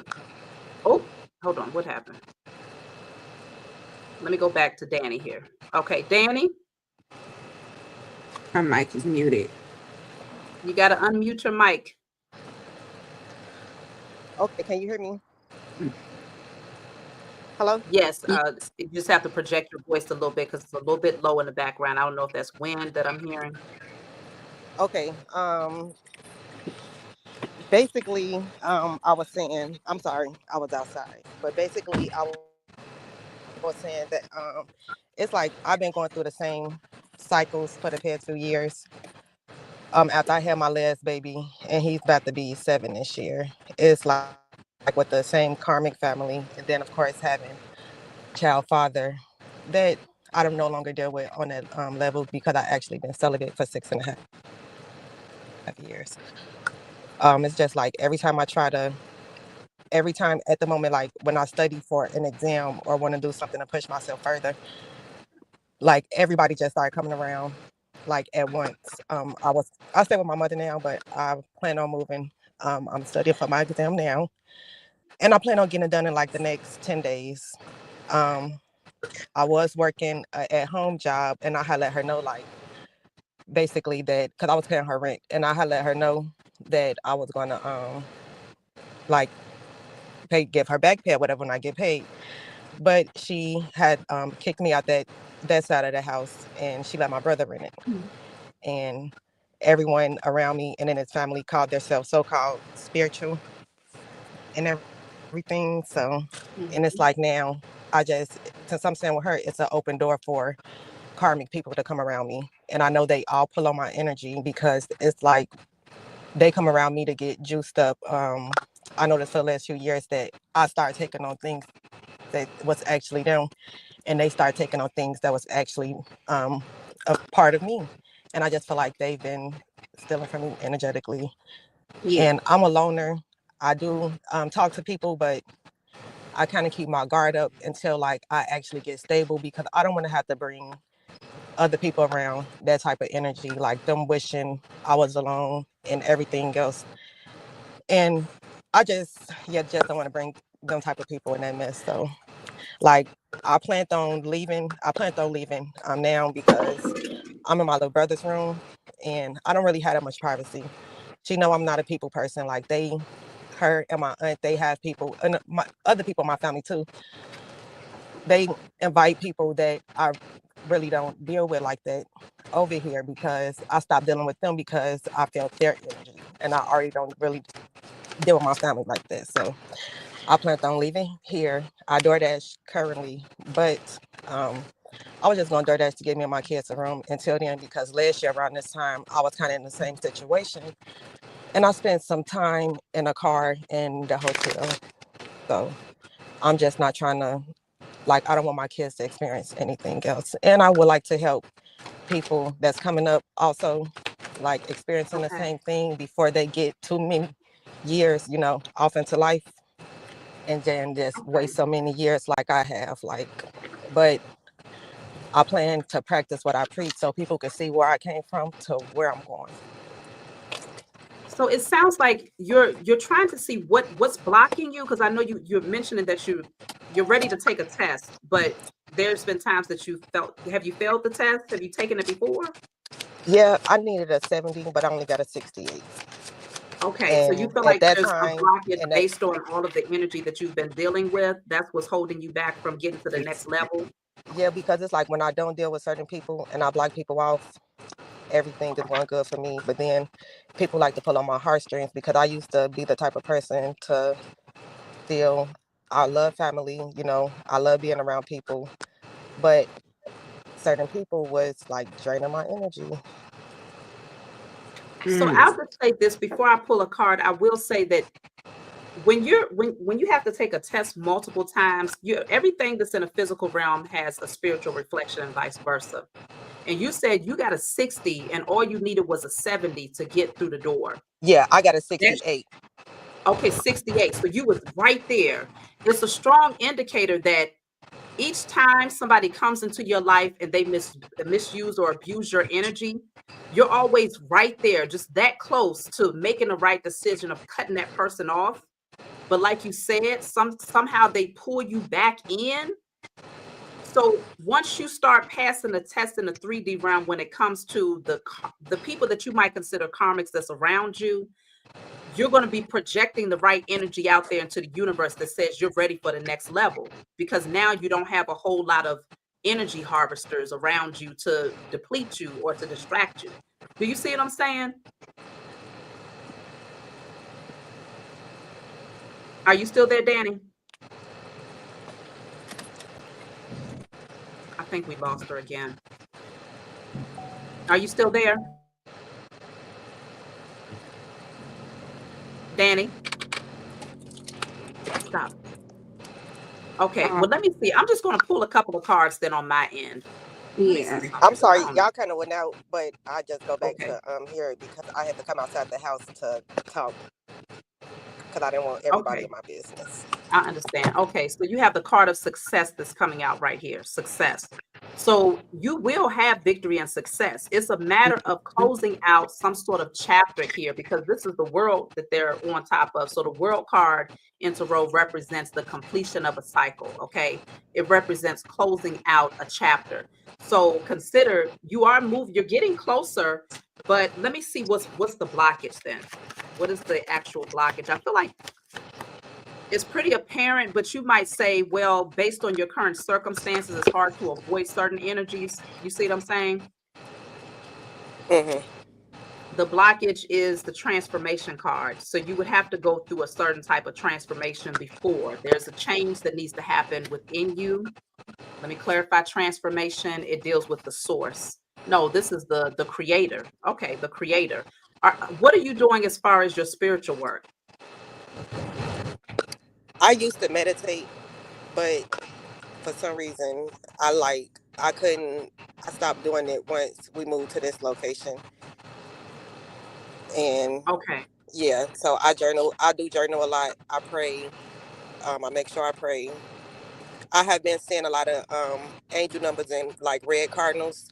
Ever since my brother moved here, I stopped seeing. I stopped seeing them. But when I go out, like a few streets up, I see them then.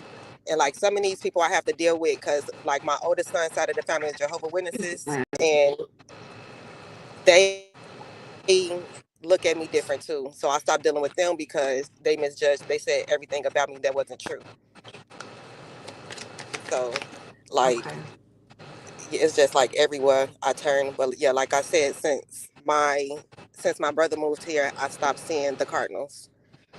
But then when I move, I mean, when I go up the street or if I'm riding somewhere else, they pop out. But I used to see them here like all the time, like after I pray, because sometimes I do be wanting to meditate, but then certain people come around and I just be sleep. They was over here last week and um right before I moved and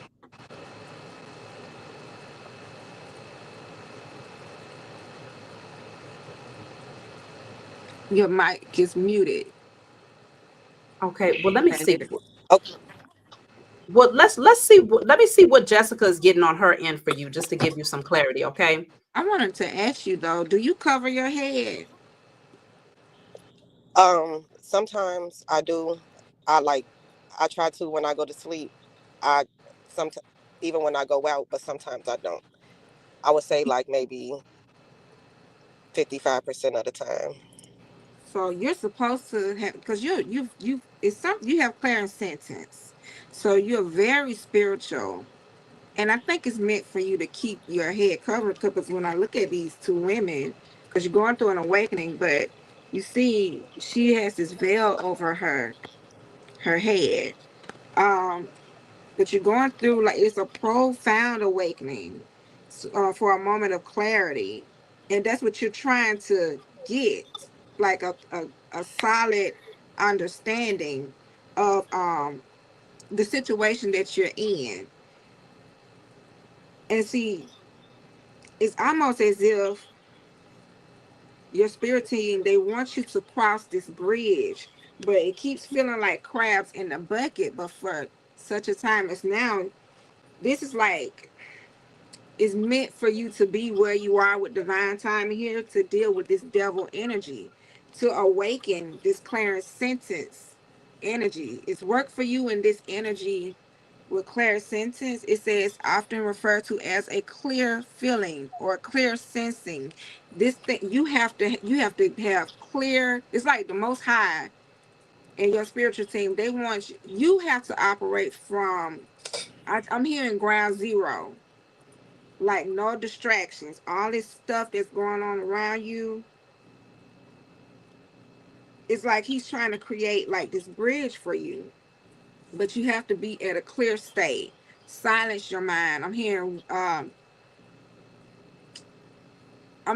I just heard some stuff just whispering. It's just a lot of things going on. Maybe people, I don't even know. Can you hear conversations in the spirit realm?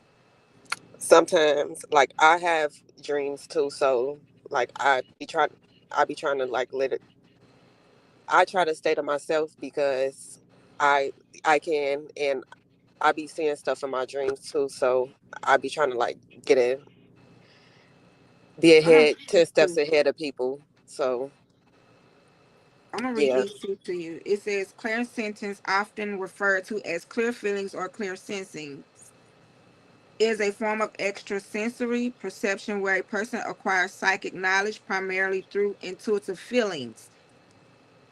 Individual with clairsentience may experience profound emotional sensations or physical sensations that give them insights into the feelings or presence of others or about situations beyond their physical senses.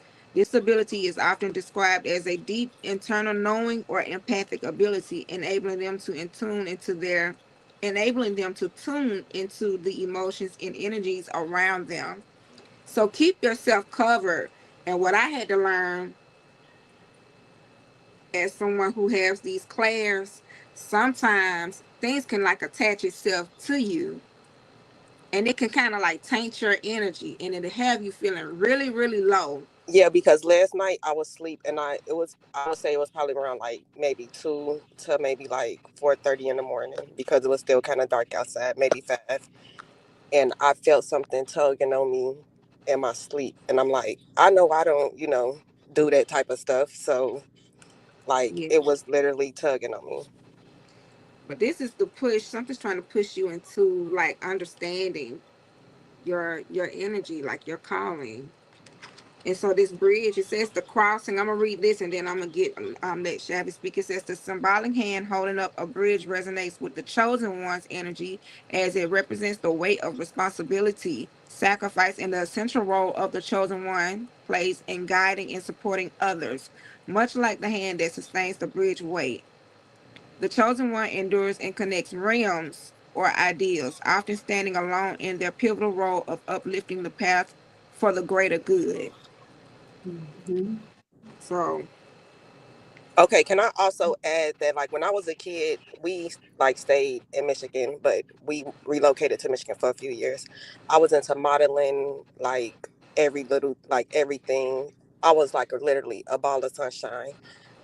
We moved back here, and even as a kid, I read my oldest auntie palm, and I told like the man she was dealing with now, I told her that they was going to be together, and they are now with like kids. She dealing with his kids, and well, they kids, and she had kids too.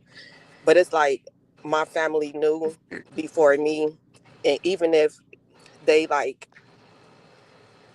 I think, well, I would say, yeah, they knew before me because my great great grandmother, my mother's mother, they say she was intuitive also, and she was alone by herself until my grandfather died, but that was by choice for her. And I don't want to be alone, but again, I know that's not for me. But it's not because you have marriage. This card came out first, and I ain't understand it. I was gonna leave it to the side, and girl. I and a few years ago, like my sister, when I was getting onto my journey and stuff, like after I had my son and I was kicked out like one of my houses, I was around like my cousin them, and I was like getting into herbs and stuff, and they seen some, and she like put so much stuff about me on Facebook that had me get off Facebook for like 2 years because people thought I was walking around with something that deadly that I didn't have, even though I went to the hospital to just show some people, and the people I showed said they don't think that I, should have showed them because they knew that it wasn't true. But it's just like so much, and I try to like when I don't deal with people, they try to like they all come like literally. I know when they come up against me, like it's just so much negative energy that I Yeah, a feel like lot. when I try to disconnect from them, like I change my number.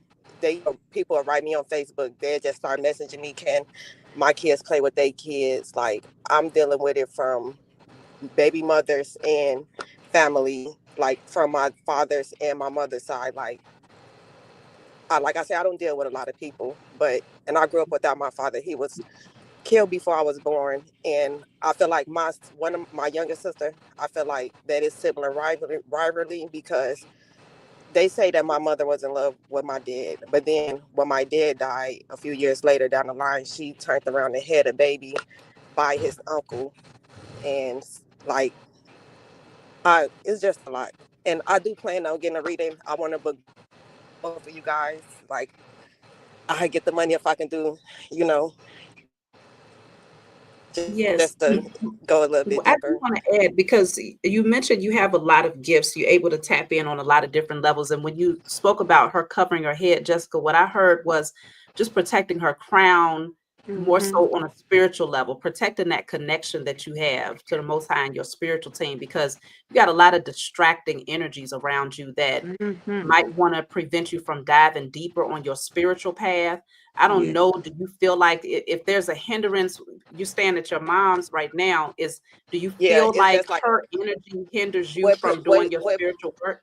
what pushed me into, like I said, I was working from home, and that was at home for basically it was a 1099 company, but she didn't want to wait until I got paid, so I'm like, okay, I quit that job. Like I had 2 more weeks of orientation left, and I quit that job so that I can get started on what I need to get started on, and I found the company that was able to pay for my course. So now I just need to do what I have to do. And it could be fun. Some people do it in 7 days. Some people do it, in maybe 30 days. But I know the last time around this time, I shouldn't have waited that long as I did. And I just should have stayed consistent. But like I said, I've always stayed with someone where I couldn't focus because I would deal with headaches.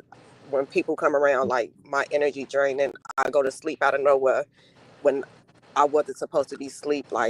And I just try to protect my kids too, because I don't want them to feel nothing that I did.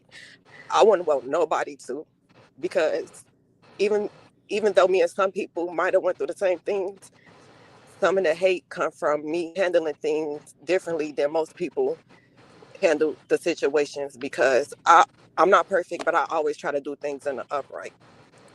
Mhm. So Yeah, so don't be too hard on yourself, because I do Yeah. hear you mentioning what you should have done, what you could have done. I would just say, stay in the now. That was something that I had to remind myself of. I still do it, stay in the now, but especially during those times of change where it's like, ooh, it's heavy energy. When you remind yourself to stay in the now, you can always find the sweet spot in this present moment. Mhm. Try not to put too much emphasis on the past situations, but if they do come up a lot, because I can hear it sounds like you got a lot of suppressed energy that wants to come up. Energy. Yeah. You see what I'm saying? When you talk, I can hear the emotion. So and like if I it don't does want my emotions to bleed off on my oldest son either, because it's like he seen me go through everything, and I try to I bump heads with his side of the family too, because they Jehovah Witnesses, and they don't think they they don't, since I'm not what they are. I don't believe in God. Like I'm nothing. I'm right, nobody. as far as they're And they concerned, try you to do put. And I everything told. and you're And wicked. Yeah. so he just Can I joined can I sports just can though. I just address something for you real quick? What you just said is that you don't want your emotions to bleed off on your son, but you do. You want to shift your emotions Mhm. into a more positive light so that it does impact him. You want to influence him. You just don't want the negative energy to influence him. So once you shift your emotions, then revise what you're saying, because that's where you want to start, is with how you're looking at things. Don't look into the I don't wants too often. Look into the I desires. You see what I'm saying? I Mhm. create and I desire. I don't know. Did I pull cards for you? I think I did, right? Did we? Mm-mm. Let me just take a couple of cards before we close out. I'm not trying to cut you short, Danny, but I just want to be able That's to move fine. forward. I plan on getting a reading from both of you guys. Okay. So. Okay. All right. Well, let me just give you a card here. So now this one is it's a little interesting from this deck. It's speaking on laziness. Maybe your spiritual team is saying they want you to get up and be more proactive in like influencing your outcome. Do you feel less inspired right now? Do you feel like something is causing you to feel like you just don't want to do much? Or do you feel like where do you stand energetically? I was like a few days ago, like I was before my brother came. It's like I was in a little group upstairs. It's like I was like ready, and I'm like, okay, I'm gonna do this and I'm gonna do that. But 2 days passed, and I only finished half of a chapter. But I plan on. I know. I told myself yesterday and today, like I really have to get disciplined. If I don't wanna, like, if I want my kids to have their own address in their own room and right to grow in Okay. their own space. So Yeah, and remember that, because a lot of times people are like, well, I can't light my candles, I can't do XYZ. Remember, the whole earth is an altar. Yes. You have access to all four elements, because that's what the altar, my altar is specifically all four elements: earth, wind, water, fire. If you go find a body of water, you are literally able to create while you stand in that water. Your feet are on the earth, your body is submerged in the water, the wind is blowing, the sun is shining down on you. And in that moment, you can create so much. So don't allow your physical environment to make you feel like you don't have access to be able to transmute energy. Even when it comes down to meditation, if you feel like it's something about the climate that won't allow you to go into that quiet meditation, if you do the traditional way of doing things, then try a different way. Meditate on affirmations. Meditate on listening to messages that enlighten you. Meditate on listening to the birds. You see what I'm saying? Or music that allows you to dance. Just find a different way that would allow you to keep your energy highly vibrational. But there's infinite ways on how to shift your circumstances. Don't limit yourself, is really what I'm picking up with the card that came out as far as laziness. And I'll take one more. So this says postponement.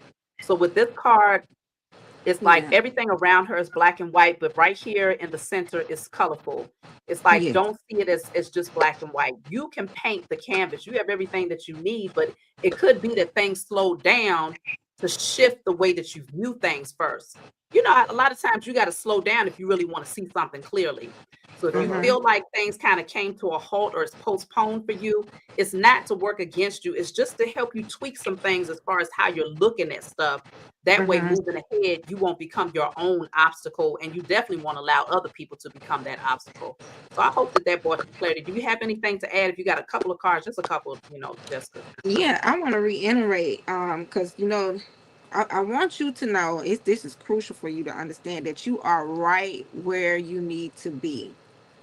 You're right where you need to be. It's meant for you to be around this energy where it's like everybody's, pulling on your energy. And it's devil energy, and you're aware of it. But it's awakening you. It's awakening you, and it's like it's pushing you into who you're called to be. And how many kids you say you have? 2. 2. Mm-hmm.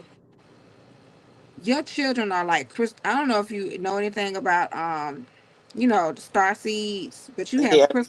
crystal children.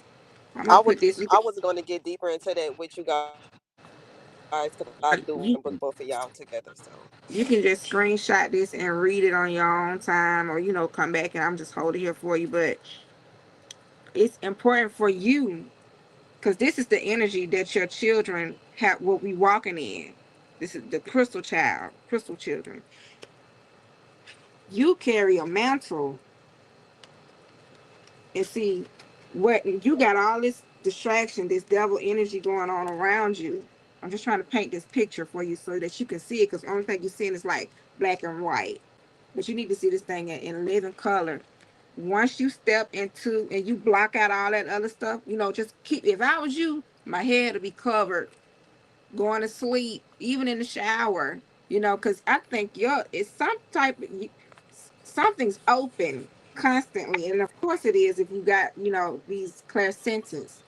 And if you may have, I'm hearing that you got more than just this clair. You like a very spiritual person.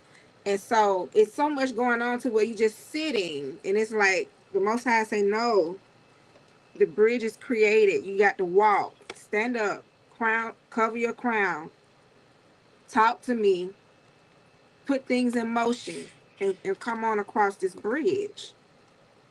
So everything is like happening for a reason for you, to push you and to wake you up. And I wanted to also add, I wanted to do an angel number for just the overall for people watching. The number 800 came out, and it deals with spiritual downloads. And like I said, the number 8 means infinity, karma, lessons, abundance. But with this card, it says prepare for new knowledge. There's something new that's been poured down upon the heads of the divine feminine. But it's like it's up to you guys to like pay attention and stay in tune and connect like with the crown chakra. Let's see. It says this is an alert. This is an alert from your guides. Your angels are indicating that you will be receiving new information in the form of realizations, wisdom, and emotion. Sit in meditation and focus your energy on opening your crown chakra, the top of the head, in preparation for this divine light. Picture loving light flowing into you with ease through the top of your head into your entire being. So this thing is going to trickle down. It's just us getting into the position to um walk that way, walk across the bridge. Cause and I'm hearing that that's our safety, no matter what's going on around us. You know, no matter who's in double energy, no matter what the distraction is, no matter what your children or your spouse or your mother or whoever is doing, that's like the safety net. So that, in other words, there's always access to that Mm-hmm. energy that replenishes you. You see what I'm Yeah. saying? Because that's, I always tell people that that's the case. There's no such thing as somebody draining you. If they drain you all the way, it's because you didn't go fill your cup back up. And it's so many, it's infinite ways on how you can fill your cup back up. Literally, the chosen can go stand in the grass. Your cup is filled. Go hug a tree. Your cup Yeah. is filled. You see what I'm saying? Drink a smoothie. Your cup is filled. Like all you have to do is connect. Let the wind blow around you. Do some deep breathing. Like it doesn't take a lot for us to rejuvenate our energy. So a lot of these people out here, even if they are intentionally being energy harvesters, they don't understand the source that we get our energy from is never empty. That's why with us having that divine connection, and you keep speaking on the crown, Jessica, that crown chakra is that connection to the Most High Mother and Father and your spiritual team. There is no depletion when you're connected to the Most High Mother and Father. You cannot be depleted because that is the source. So Yes. regardless of the alchemy, regardless of the spells or whatever people are trying to do, it will never touch the chosen when you understand that the source is always replenishing. If you just do what's necessary to set that intention that you need replenishing, you're going to get it. So Yes. just know that there's a lot of different ways that you can get your energy balanced regardless of where you are. And that's really just pretty much reiterating what Jessica was saying. So I'm glad you reached out, Danny. I hope this brought you clarity. I'm glad that I was able to catch you guys too, because I really needed this, and I will definitely be sending an email. And also, I want to add, it's funny that you said smoothies, because I've been telling myself this for the past few days, that I was just going to get back started on smoothies, because I used to drink them like a year ago, but I'm like, yeah. All right. Well, that's double Let me get, confirmation. So definitely get on top of your smoothies then, lady. All right. Then will you take good care of yourself, Danny? thank you. You You're ladies too. welcome. All Thank right. you. Okay, let me see. All right, so let me see. I'm gonna be patient because Ariel has literally been here waiting for a long time. I know I said she was the last one, but literally Ariel is the last one. How you doing, Ariel? Hi. Let me see. I don't know why it says you're on mute. Is she on mute? Let me Yeah. see. Oh, that was you that said hi, Jessica. Okay, there we go. Alrighty. You can hear me now? Yes, yes, I can hear you. How you doing? I have been in here for a while, and I feel like it was for a reason, because the whole time that I was in here, I was just sending love and healing and peace and clarity to all of the women that I was listening to their stories, and I was actually getting peace, clarity, and healing from healing all of their I guess, sending healing to their stories and hearing their stories, since I misplaced my words. I guess that was for a reason, but yeah, it's beautiful. I just wanted to say that too, because I know a lot of those women are probably still in the live stream. So I just wanted to send you love, send you healing. I have my signature here. I've been, like, just doing this the whole time I've been listening, because wow, I just seeing all of the dots connecting. Even hearing your story for myself has been a lot of clarity. But what I wanted to ask is, maybe why it's been kind of a difficulty for me to build like long lasting connections and friendships with other like goddesses that hold the same frequency. Um, or even just, you know, am I being like held back or being, you know, kind of like pushed to the side till I find the right group of people, I'm sure, you know, but I just feel like there's so many people that I've connected with and they were on the same frequency, but it just didn't click. And I'm trying to like also make connections business wise with my healing crystal jewelry and making connections with other goddesses that are healing and gods that are healing, and just like try to like make pieces for them that will help elevate their consciousness. And I feel like they just think I'm trying to sell something, but I'm like, no, I'm actually a healer, and I'm actually trying to make something for you that I can sense is going to help elevate you and help protect you while you're out putting your face on the line to speak and heal so many people. Like, I'm here thinking So about you I will too. You say know what I mean? sometimes, Like, so I don't want to cut you off, but I do want to intervene real quick with that specifically. If you're connecting with other people who no. are already on the spiritual path, I'll use myself as Mm-hmm. an example.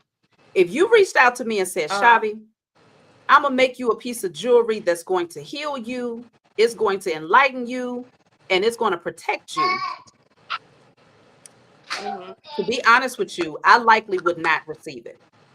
Not because you're not doing something righteous, but because I find that we are our own practitioners in that way, to where my journey right now could consist of, I got to do this for myself. I can't rely on that piece to believe that that piece is what brings me peace. You see what I'm saying? That necklace is what keeps me protected, you know, or that piece of jewelry is what's healing me. I have to rely on my own Mm-hmm. knowledge, my own divine connection, and my ability to be the practitioner to myself. So sometimes they're not rejecting you, but they're rejecting codependency on something outside of themselves. You see what I'm saying? So you don't want to take it personally on that level when you're talking. You mentioned other goddesses. You see what I'm saying? Sometimes that part of their journey literally consists of them doing that for themselves. You see what I'm saying? Yeah. Uh-huh. I resonate. I Okay. resonate. Well, let me Okay. see what's coming out as far as the cards then. So I have letting go is coming out first. So let me see. This is the number 8. So it is given this energy of surrender because it's a picture of a drop that's falling into a body of water. So it's like allowing yourself to just flow into the body of those who are also headed in a particular direction. Just free fall into it. Don't push yourself into it. Don't force your way into it. Just let it happen naturally. So you might find that you create a channel, and let's just say you reached out to Cicely over there and you said, hey, I got a piece of jewelry for you, but you created a channel and Cicely found you a year later. She might not have responded then or rejected you at that time, because at that time she was focused on being a practitioner to herself. But later she found you and it was like, I don't know, it's something about her jewelry. I think I want to order that. It's just like letting it Yeah. happen naturally, because there's a push. I feel like a push from you that's like, I want to enter. Let me in. Let me in. I belong here. But let me see, what are you I feel getting, you. Jessica, on your end? What I have is I got 4. I'm gonna take this bottom of the deck card that says trust the journey. So it says you're on the right path. So this right here lets me know, you know, that you're doing spiritual work. You're right where you need to be. So even if things feel uncomfortable, it says even if you're not sure, keep going. Eventually you will get to your destination. So regardless of who says what or make you feel like you're unsure, stay where you are, keep pressing, and then believe in miracles is next. Believe in miracles on this path. It says you have to take risk. Miracles will only happen if you allow the unexpected to happen. So, everybody know that when you take risk, sometimes it can be you doing like something that you normally wouldn't do. And it kind of leaves you just out there in like open space, and you like, okay, what's going to happen? I don't know what's going to come. Like this, I just heard blind faith. So once miracles can happen in blind faith. So perseverance, this piggybacks off of what you were saying, Shabby. It says you've gotten through survival mode. Now it's time to live and blossom into more. The worst is behind you. So I feel like this, and see, look, this is somebody that's, I'm hearing like the lotus. It reminds me of a lotus, but I just actually heard lotus just looking at it. You're in a space now where you're blossoming. So see yourself in this energy, just regardless of what's going on. It's like what's your zodiac sign? Do you know? I'm a Cancer. You're a Cancer. So I knew it had to be something with water. But this is definitely giving me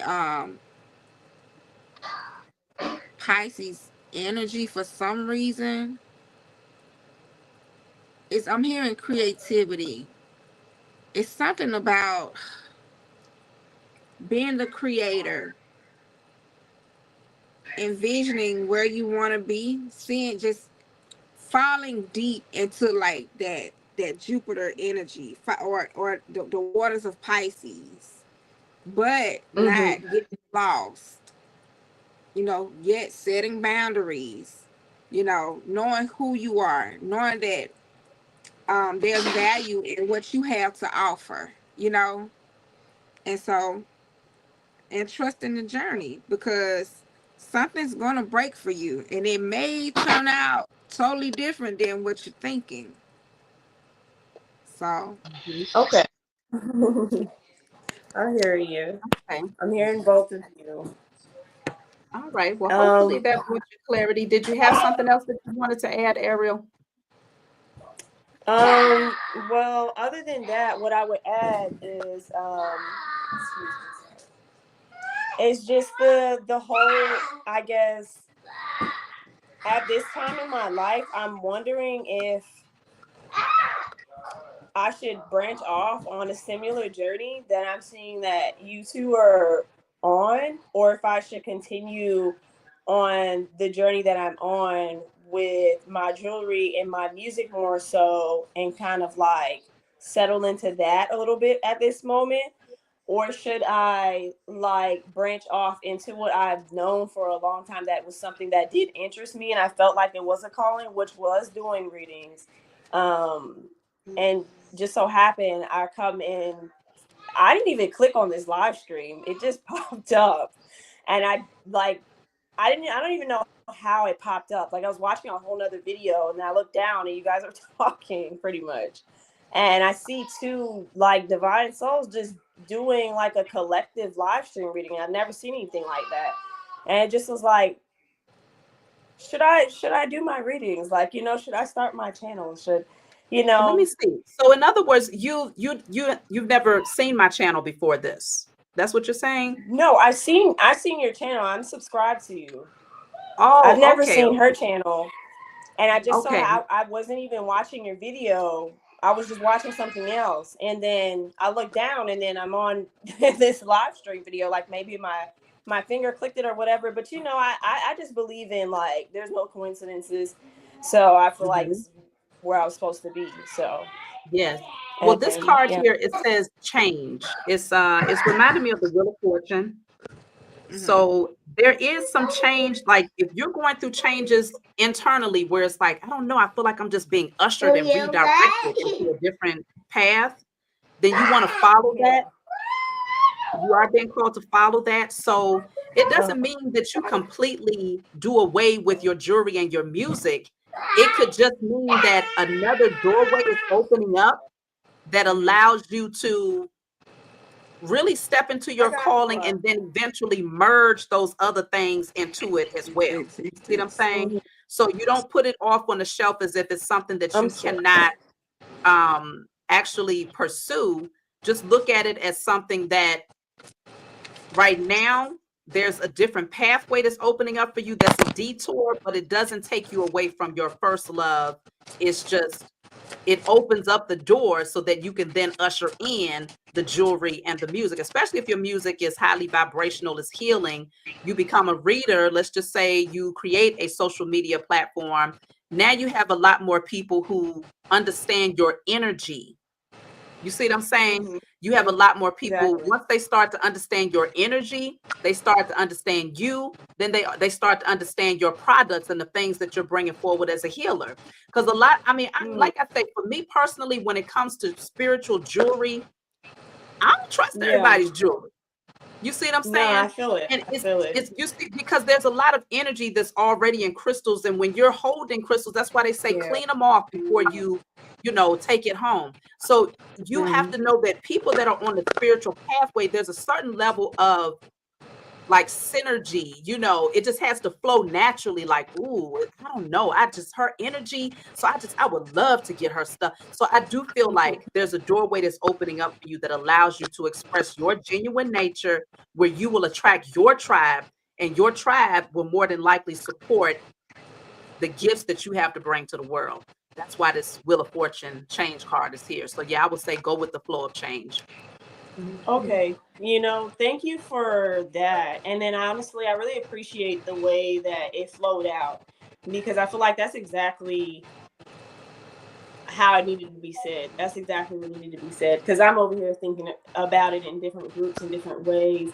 And for a long time, I've always known that there was really no way for me to group everything into one avenue, I guess, to gain financial abundance, and I've always known that using my gifts would be my key to financial abundance. It's like I could care less about really making money, but I want the money because I want to be able to make change and be able to get land or get whatever it is that I need easy. You know what I mean? Without question, without having to create some kind of something out of nothing. I can just do it. You know what I mean? Like, and I'm utilizing something that is very spiritual. So it's funny that you said that, because it's like I have had times where I'm like, okay, why can't I make connections? Why, if this is something that I'm supposed to be doing, and I know that I'm needing the financial abundance and I'm doing well in my business, and it's grown, realizing that more so, just being authentic, putting myself out there, because I guess for a while I was really like kind of afraid of the camera, you know what I mean? And not like just like, oh, I'm insecure, but I did have insecurity issues that I gotten over. But after that, it was more so just a lot of different other blockages of like feeling like it would attract things that I didn't want. You know what I mean? Energies that I didn't want, negativity, too much attention, blah, blah, blah. I think a lot of like spiritual people go through these blockages, before they finally say, you know what, bump that. I'm gonna get on the internet. I'm gonna do what I gotta do, put my face out there. So that was really my biggest thing. Without a doubt. And yeah. So I'm like, okay, I'm gonna do what I gotta do and put the content out. Express to people who I am, because then they can feel that genuine nature, that energy, and then it will, like you said, just all flow. So yeah. Thank you for that clarity. And I mean, it's a honestly, I would very like to it's a connect with sensitive path. You see what I'm saying? here if y'all want my info. I'm sorry. Yeah. I was going to say it's a sensitive pathway. You see what I'm saying? Especially when you Yeah. are activating all of these different gifts, you Yeah. feel stuff, and it's like you're not going. That's why you go into hermit mode, because you're going to be very protective of your energy. You're going to be very protective of your space. You're going to be protective of your mind, your crown. All of these different things are going to have to be protected, right? So when you're going on a spiritual path, you're sensitive to practically everything. So you can pick up if somebody is still dealing with fear. You may not be able to identify that that's their issue, but something gets projected off of their energy that you don't necessarily want on you. Insecurities, fears, whether it's jealousy, whether it's lack mentality. there's certain things that you become very, very sensitive to. So on this journey, you're dealing with a lot of sensitive folks. So building trust is a must before you just go out saying, hey, come and get this right here. Ugh. You know what I'm saying? Like, who the hell knows who you are over there? Like, I don't know what you got going on.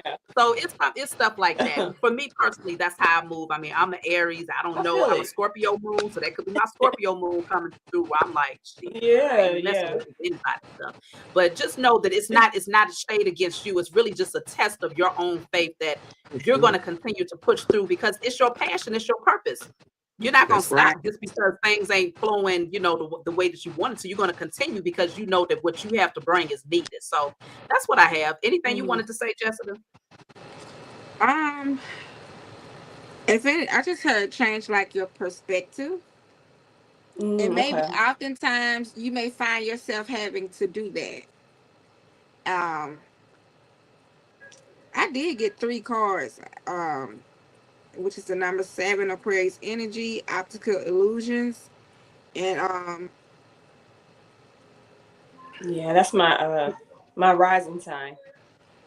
Yeah, so you know, because with Aquarius, things are just once we know something, you know, it's just that, and you know, it's hard to shake.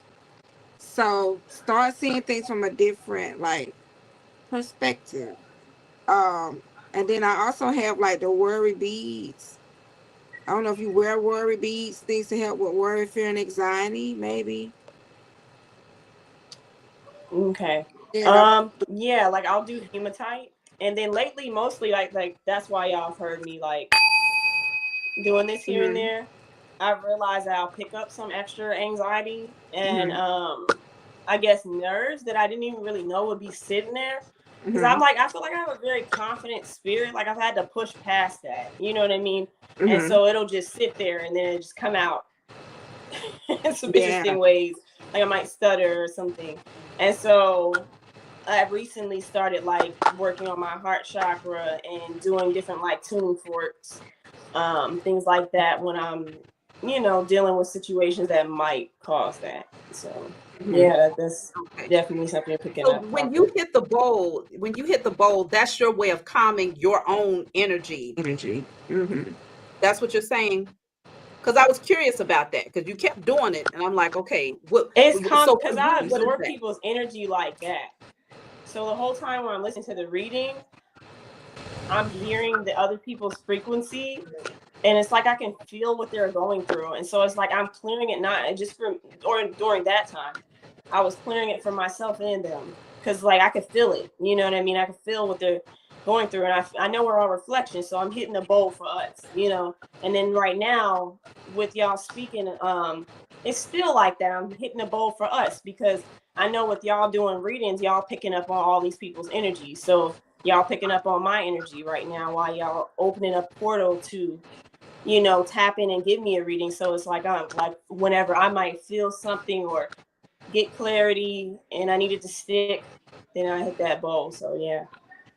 Yeah, I mean, and that's another important thing to bring up, because you're mentioning that you also want to dive into doing readings for others. A lot of people shy away from doing readings because of that phrase, opening up portals. And I just want to express to people, like, when I go into the spirit realm and I use these as a tool of communication, I'm not talking to cards. I'm talking to my spiritual team, and the cards are a tool of sign language between me and my spiritual team to then bring a message back to whether it's to myself directly or somebody else. So when you open up a portal, I see what my spiritual eyes see is a whole bunch of guards. We all here to communicate with you. This door is open. We're going to talk to you about what's behind this door. You don't even have to go too far in, because we're going to interpret it to you and give you that message. So it's not like from that vantage point, there's no such thing as an energy jumping onto you because you opened up for somebody else. It's like if that's their vice, if that's their demon, it's going to stay their demon, because my spiritual team, they're not going to let it come into my energy because they know that I'm doing something from a space of empathy and compassion to give somebody else guidance. So you have to see it from a higher perspective. I'm not talking to you, Ariel, because I'm sure you understand it from that vantage point. But a lot of people that shy away from readings may not understand it from that vantage point. So they might not get their own set of cards. So that's important to understand too. Yeah. For sure. So, okay. Well, I hope this brought you clarity then. Continue It on your did. I ain't journey, gonna hold y'all. Ariel, and you will definitely get exactly where you need to be. You're already headed there. Just keep on going and you will see progression down the line. Yes. Thank you. I don't know if for whomever is still in the live stream, if I could just give people my Instagram or whatever. So if they are interested in connecting with me, not just like for my jewelry or my services, but like to actually connect in similar ways like y'all are doing.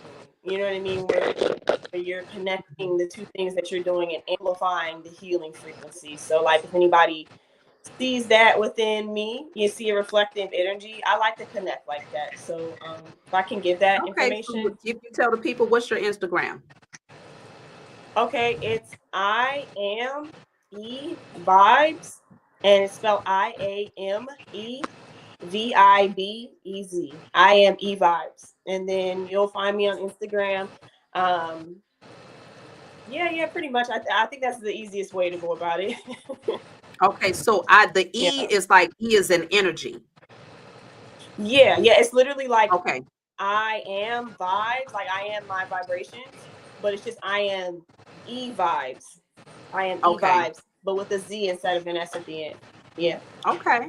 Yeah, make sure that you type it in the comments area and maybe put some, some stars or something around it, because everybody will be able to see the comments by the time I post this message as well. Okay.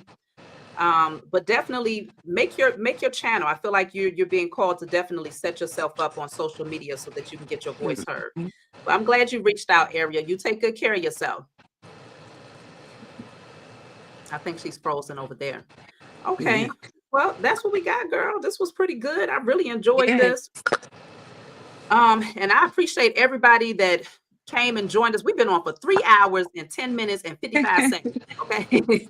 So this has been a long live, but I enjoyed every bit of it. Yeah, and I look forward to doing this again. Like, I love having y'all come on, seeing the different energy that's out there. That way we can understand that a lot of us are dealing with very similar situations, or we already been there, coming out of it. So it's good to be able to kind of work off of each other and to be able to send that love back, and interact. So I'm really glad that y'all came on. Please be sure to like the video on your way out so that others can do this declaration with us. The more that you like the messages, the more that it gets pushed out into the algorithm. So we need more hands on deck when it comes to clearing out these karmic contracts.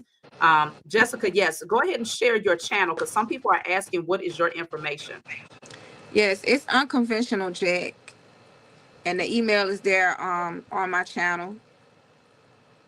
And also, so like, to contact, my YouTube channel.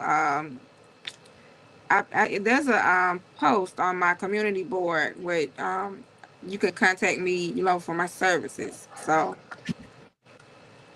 that's there. Yes, Unconventional Jack is exactly as it's spelled right here. So you can find her on YouTube under Unconventional Jack. And I even have her on my post too.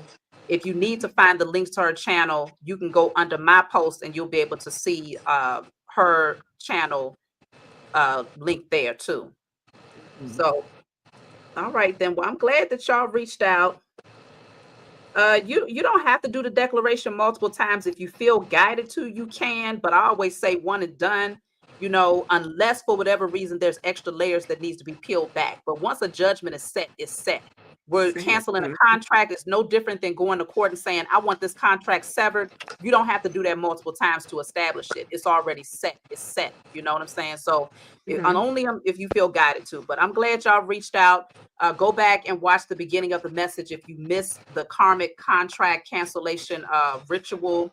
I'm going to go ahead and peek outside and see if I can catch this full moon, because I still haven't caught it. But thank you for coming on, Jessica. It was really good working with you. We're going to definitely do this again soon. Yes, I enjoyed you guys. All right. Y'all take care. Y'all have a good night. We'll see y'all next time. All right.